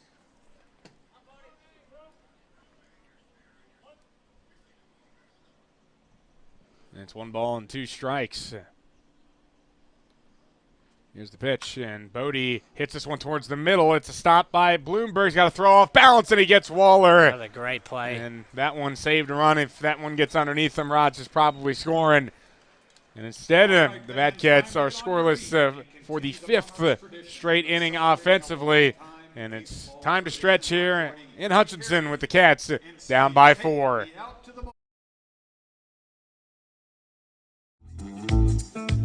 This is Batcats outfielder Dawson Fringe. You're watching Batcats baseball on the Batcats Media Network.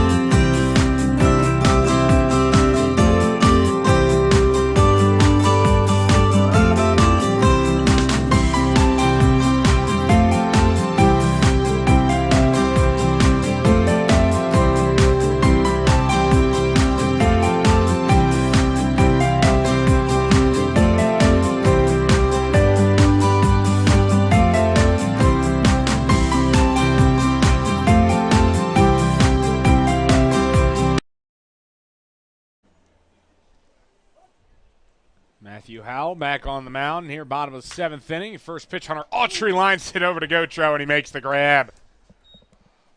Call that efficient. I'd say so.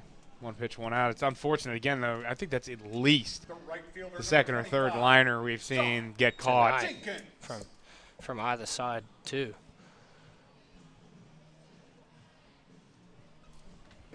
And that brings up John Jenkins. First pitch to Jenkins. Wow. Swings and misses there. 0-1. Good pitch. Took a little off there. I mean, he's been so first pitch fastball primary. He can sneak that pitch in there from time to time, and it's rare that whoever's in the box is going to expect it. Yeah, Hal's been working a lot on his changeup this summer, just in catch play, and just like a righty to a lefty, it's obviously now a lefty to a righty. Getting that away break is so effective and a hard pitch to hit, as it looks most like a fastball that they're expecting from Matt normally. And here's the 1-1 pitch, and that one's going to bounce. Look like that hit. No, it didn't. It bounced. Okay, I wasn't bounced sure. Almost a good cricket length if you're playing that kind of sport, but otherwise, I don't know what that was. Maybe a misfire.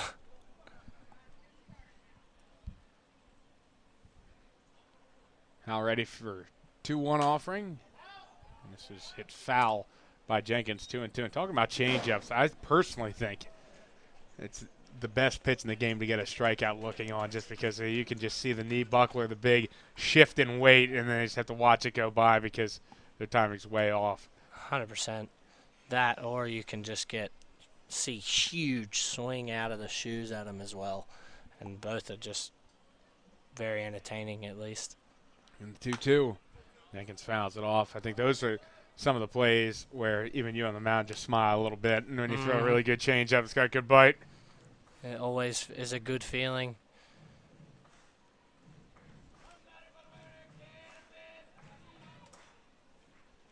Count is 2-2. Jenkins at the plate, 1 out, bottom of the 7th, 7-3 Monarchs. The pitch. And he fouls another off. Don't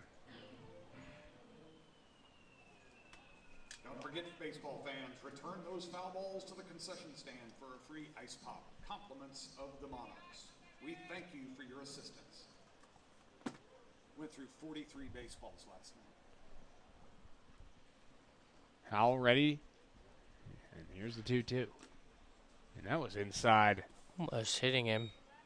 Shakes his head, maybe frustrated that it came in and wasn't a pitch to hit, or that he didn't take it and get a free base.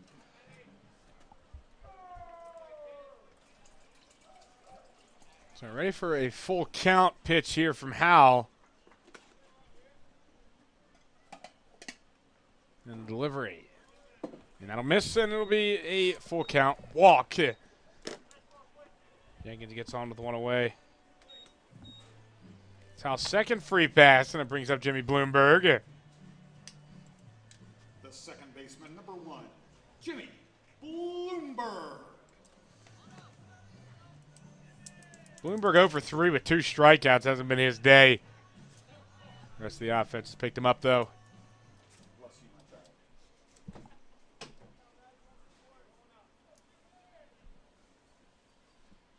And the first pitch to Bloomberg, he checked his swing, but he pulled back, and that was outside. 1-0.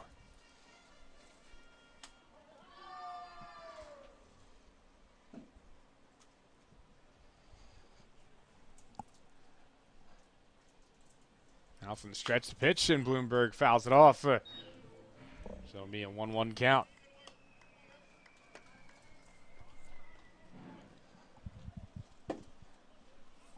Hoping for a double play ball.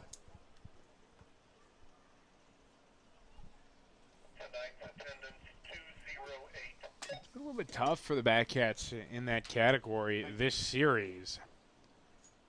They've only turned 2 double plays in the series. And Tina, you sound awful. Watch it.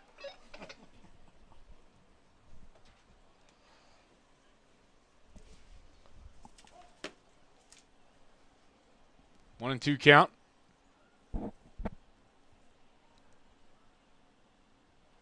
Here's a pitch from Howell. Ooh, Just missing. inside, 2-2.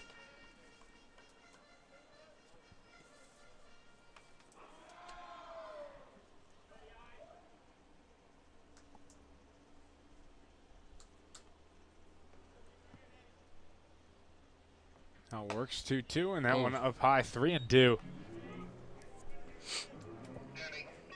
Needing to show a little bit of fight here. Definitely want to get this out here at the plate, if not one on the bases.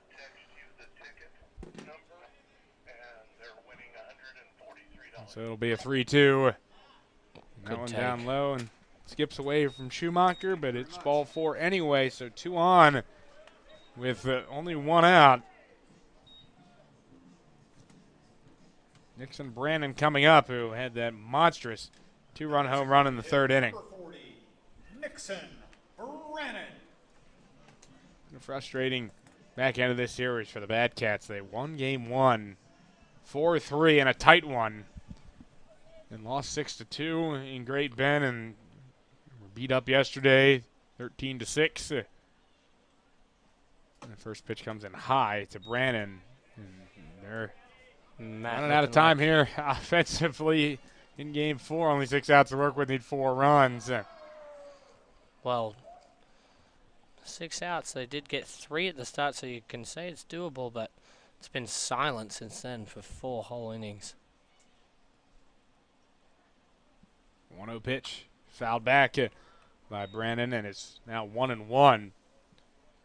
And it's tough, I think, for you to go through a moment like this when you were used to dominating. Batcats won 11 of their first 12 conference games. And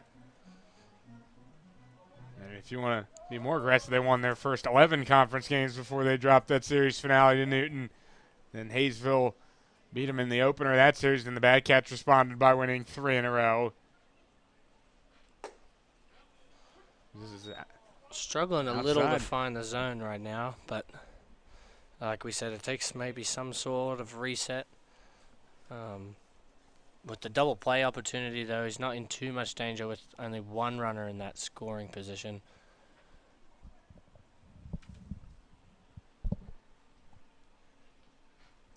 Behind here, he delivers. That one foul tipped. In need of that pitcher's best friend, definitely, to get out of this one. Looking to beat something into the ground.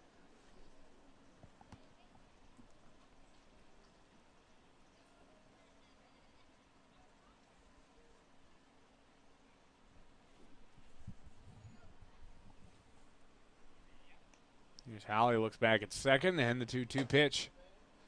That's too far inside. 3-2. Hal needs a strike here. Doesn't want to walk 3 in a row after he got the line out to start the inning from Hunter Autry.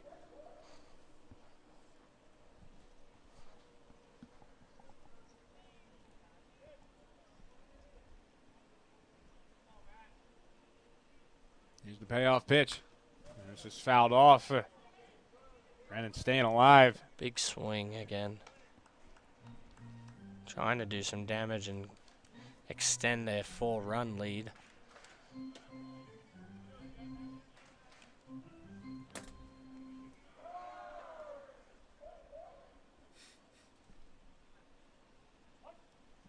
So we're ready for another 3-2 pitch. 2 on, 1 out for the Monarchs. And the pitch. He chases something up high. Strike 3. That may have bailed Hal out. But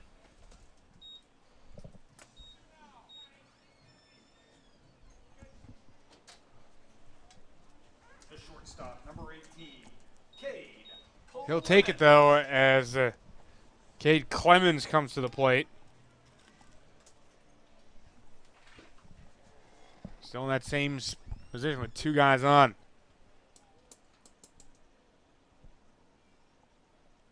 Clemens is over 3 as this one hit on the ground to shortstop. Amaro will take it the short avenue to second base, and he gets out number 3. They strand a couple on, and the Batcats will have a chance down by 4 runs. But we're into the 8th inning here on the Batcats Media Network.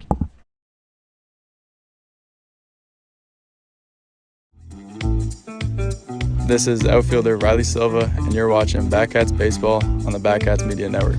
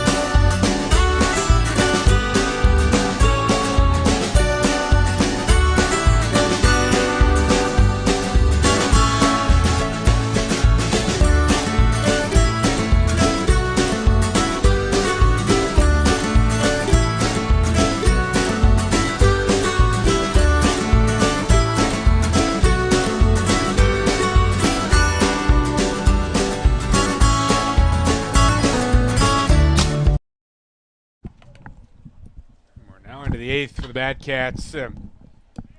Down by 4 runs, and Kyle Gates at the plate. Talking about your chance to get something going. You have the middle of the order up here. 4, 5, and 6 due up. Here's the 0-1. Gates takes it outside. 1 ball and 1 strike. Gates, 2 hits in this game, 2 RBIs. As we're ready for 1-1, and that one is a strike. 1 ball and 2 strikes.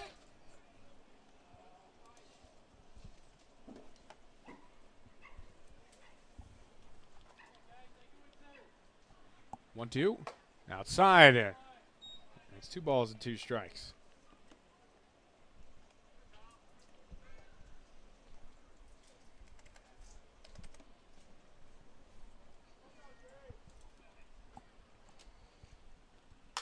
This one popped foul by Gates. So the count will stay 2-2. Our scoreboard has returned, so we're back in business. So I apologize about that. We're having some issues with it middle of the game there.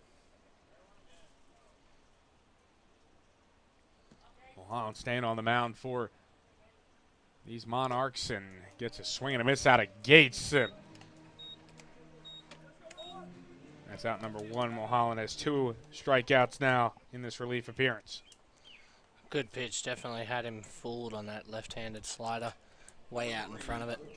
Tough luck for Gates, but a good pitch out there on the mound. And he was able to hide it for a good stretch. It's tough.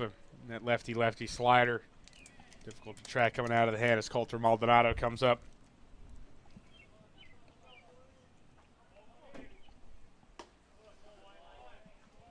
The first pitch taken for a ball, 1-0.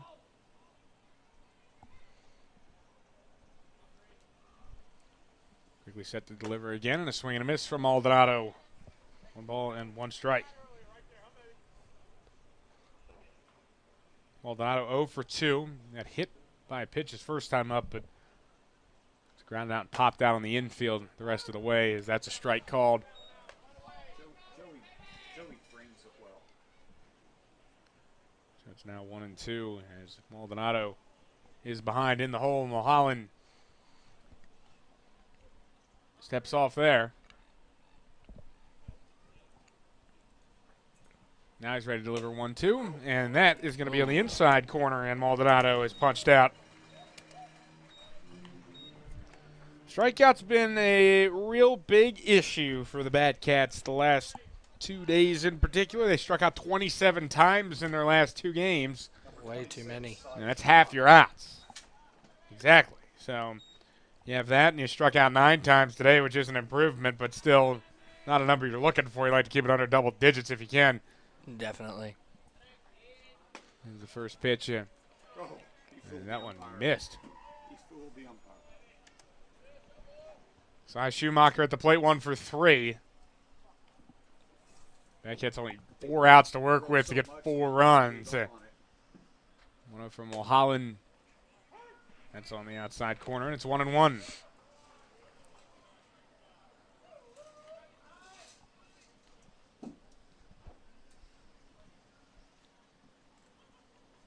On with a longer pause here. Now he's into his motion. The pitch. Swing and a miss from Schumacher.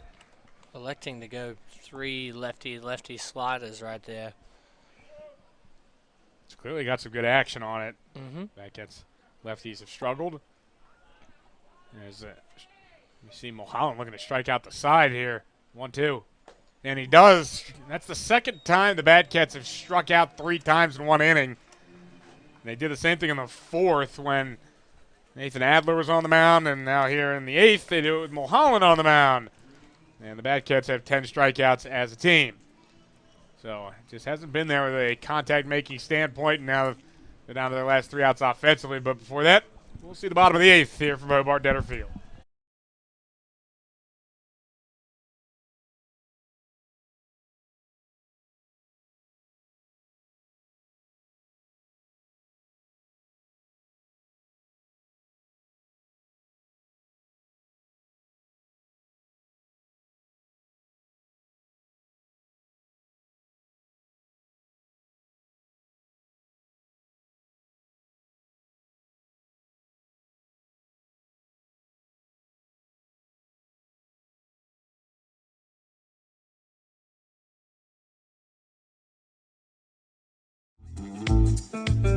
This is pitcher David Stewart. You're watching Batcats Media Network, home of the Great Bend Batcats.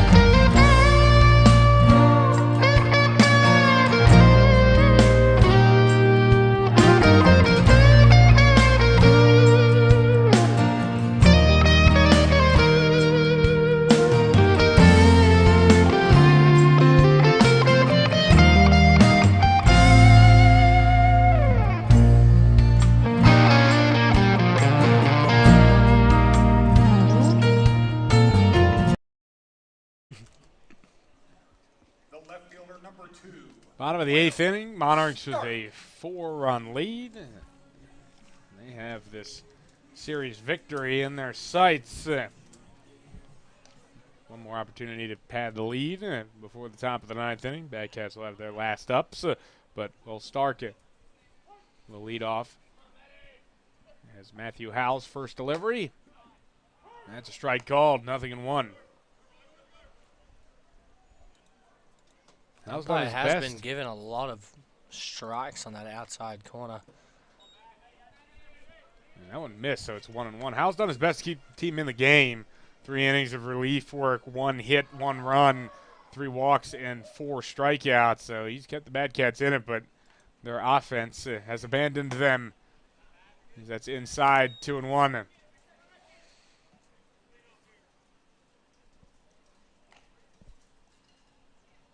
2-1 pitch from Howell. Check swing there from Stark. Didn't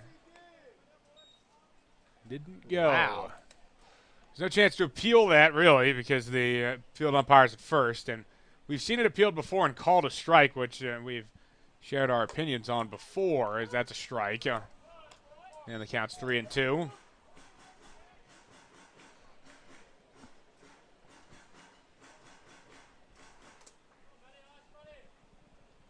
That's a full count for Howell against Stark. He delivers, swing and a miss. Definitely swung at that one. Definitely swung at that one. Now 5 strikeouts for Howell, and the lineup will turn over for the 5th time. Lane Brewster comes to the plate 0 for 2 with 2 walks and 2 runs. Center fielder number 37, Lane Brewster.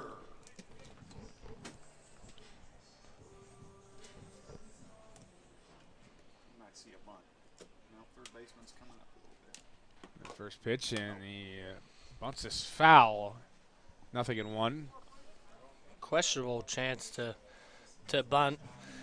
In the, it's kind of against that unwritten rule to bunt with a 4-run lead in the top of the bottom of the 8th. I mean, sometimes in higher level baseball, it is a little late, and you might get your next guy ear hold, and hey, there you go. A little up and in, saying, hey, what are you doing squaring to bunt with the lead like that? 1 ball and 1 strike.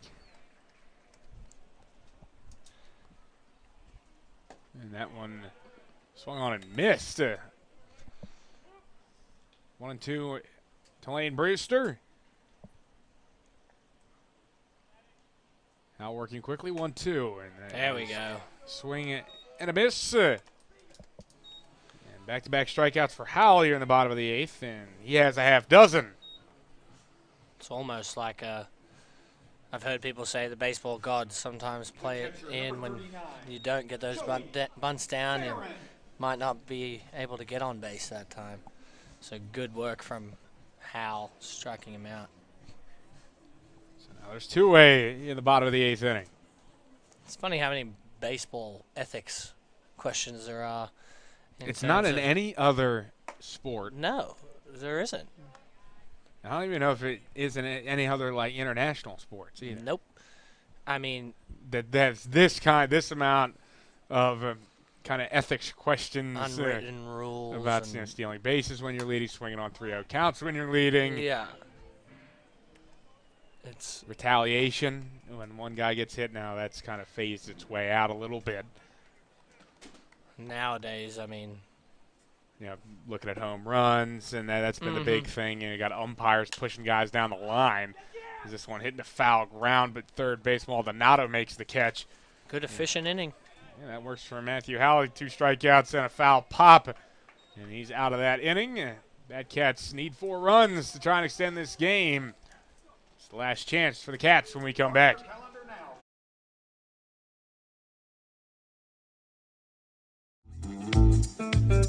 This is outfielder Colby Christian for the Batcats. You're watching Batcats Baseball on the Batcats Media Network.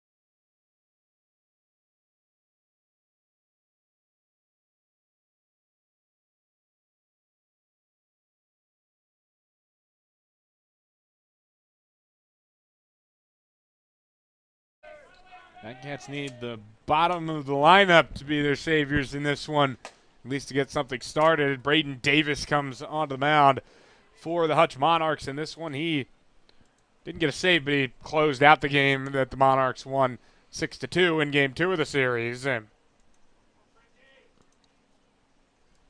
Dawson French at the plate, and first 2 pitches split, 1 ball and 1 strike. Davis now has 5 scoreless appearances that encapsulate 8 innings, and not only 4 hits, he struck out 16 to 4 walks. Dawson French hits a weird one down by the first base side. That one's a foul ball. Couple inches there. Didn't miss by much. Yeah, but Davis, every definition of a strikeout pitcher. He throws it hard. Get a little wild sometimes, but when he's on, you can forget about it normally. He doesn't throw much off speed. The other night we saw him maybe throw a handful of breaking balls, but otherwise stuck with the fastball. He's got a lot of late life on it. He's not the tallest guy, but he's very solidly built and has a very electric arm from the left side. Definitely throwing fuzz, as they say. 1-2. Punch and that's at the knee. Strike 3.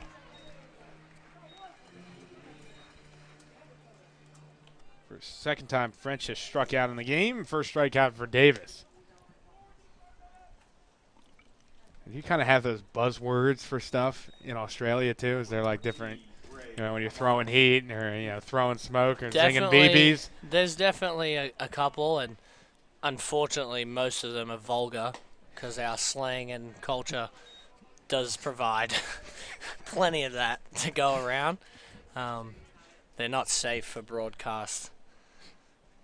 Even the way people call outs to their teammates. There's just, you name it, Australia's probably doing it a different way than you've ever seen. But they love their sport. They love their sport. First 2 pitches missed, 2 balls and no strikes to Trey Amaro. That was just down low, 3-0 to Amaro.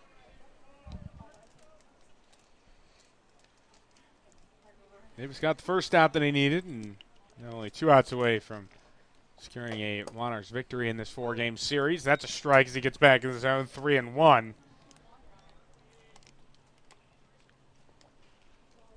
Here's the 3-1 pitch. Hit in the air, foul. So now a full count as Davis has battled back from behind 3-0.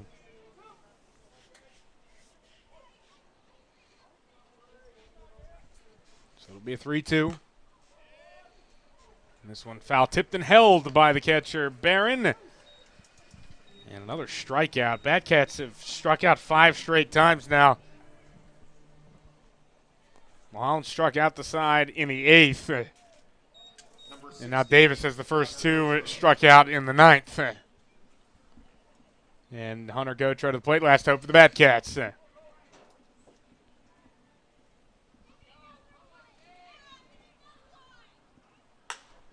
first pitch swinging. This one a grounder towards the hole. One hop there at short by Clemens, and he had no play, just had to eat it and give up the infield hit. That is a good thing, facing fastball dominant pitchers. As a hitter, you can kind of have the approach. All right, well, I know I'm going to get it. It might be hot, but let me get my timing down and focus in and try and hit that first pitch, as it might be the best one you see all day. And Gautreau did that very well. So it's Alex Rogers at the plate. First pitch is outside to Raj. 1-0. Raj has 2 hits in 3 at-bats, 1 walk, a couple of stolen bases. Raj rocking the classic hole in the leg of the pants again. He's done that quite a bit of this season. I don't know if there's a reason for last year, his white pants were probably ripped from around mid-leg to near his shin. Wow. And he used to wear like pants underneath his baseball pants. That's impressive. He used to wear like those long johns, as this one is inside and gets away from Barron. And advance out of Gautreau. He's to second.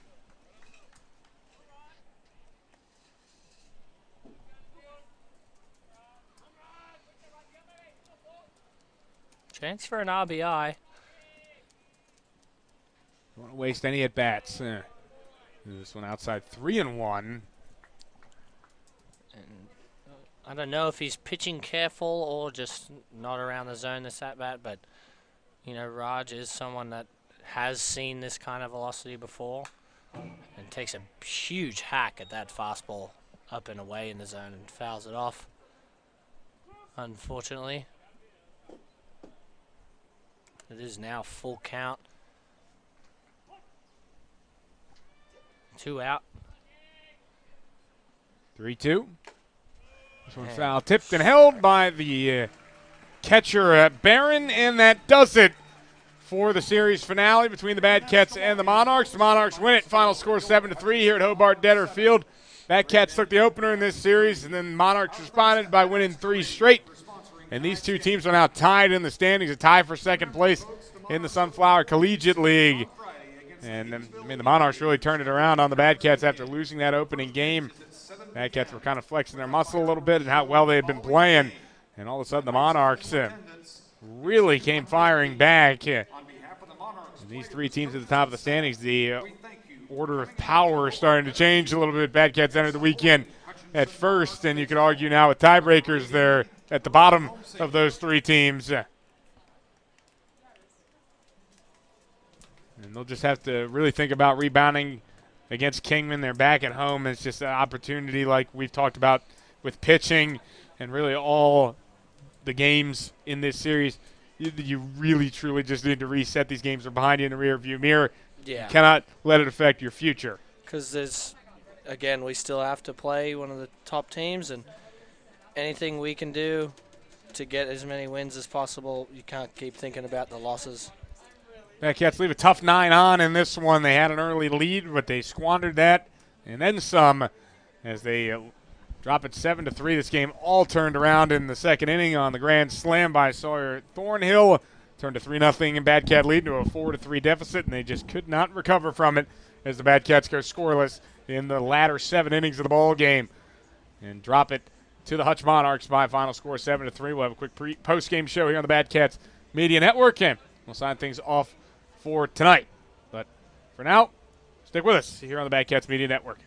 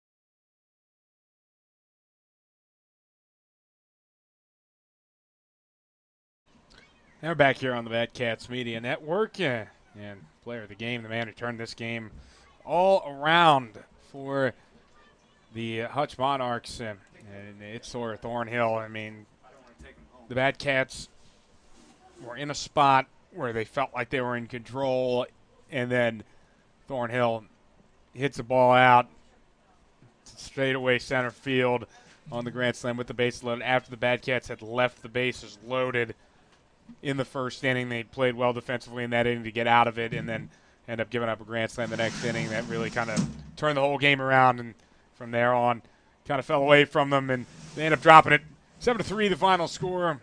Thornhill had a home run, and Nixon Brandon added one as well in the third inning to make it, at that point, a 6-3 game. Monarchs added a late insurance run in the seventh inning, or the sixth, my apologies, and then that was kind of it. The Atlantic takes the loss, drops to 4-1. Nathan Adler really bounced back after the rocky start, gave up 2 runs on the 2 RBI double to Kyle Gates in the first inning, and then the solo shot over to Alex Rogers in the second inning. But after that, the Bad Cats couldn't really get anything going offensively, struck out the side in the fourth inning.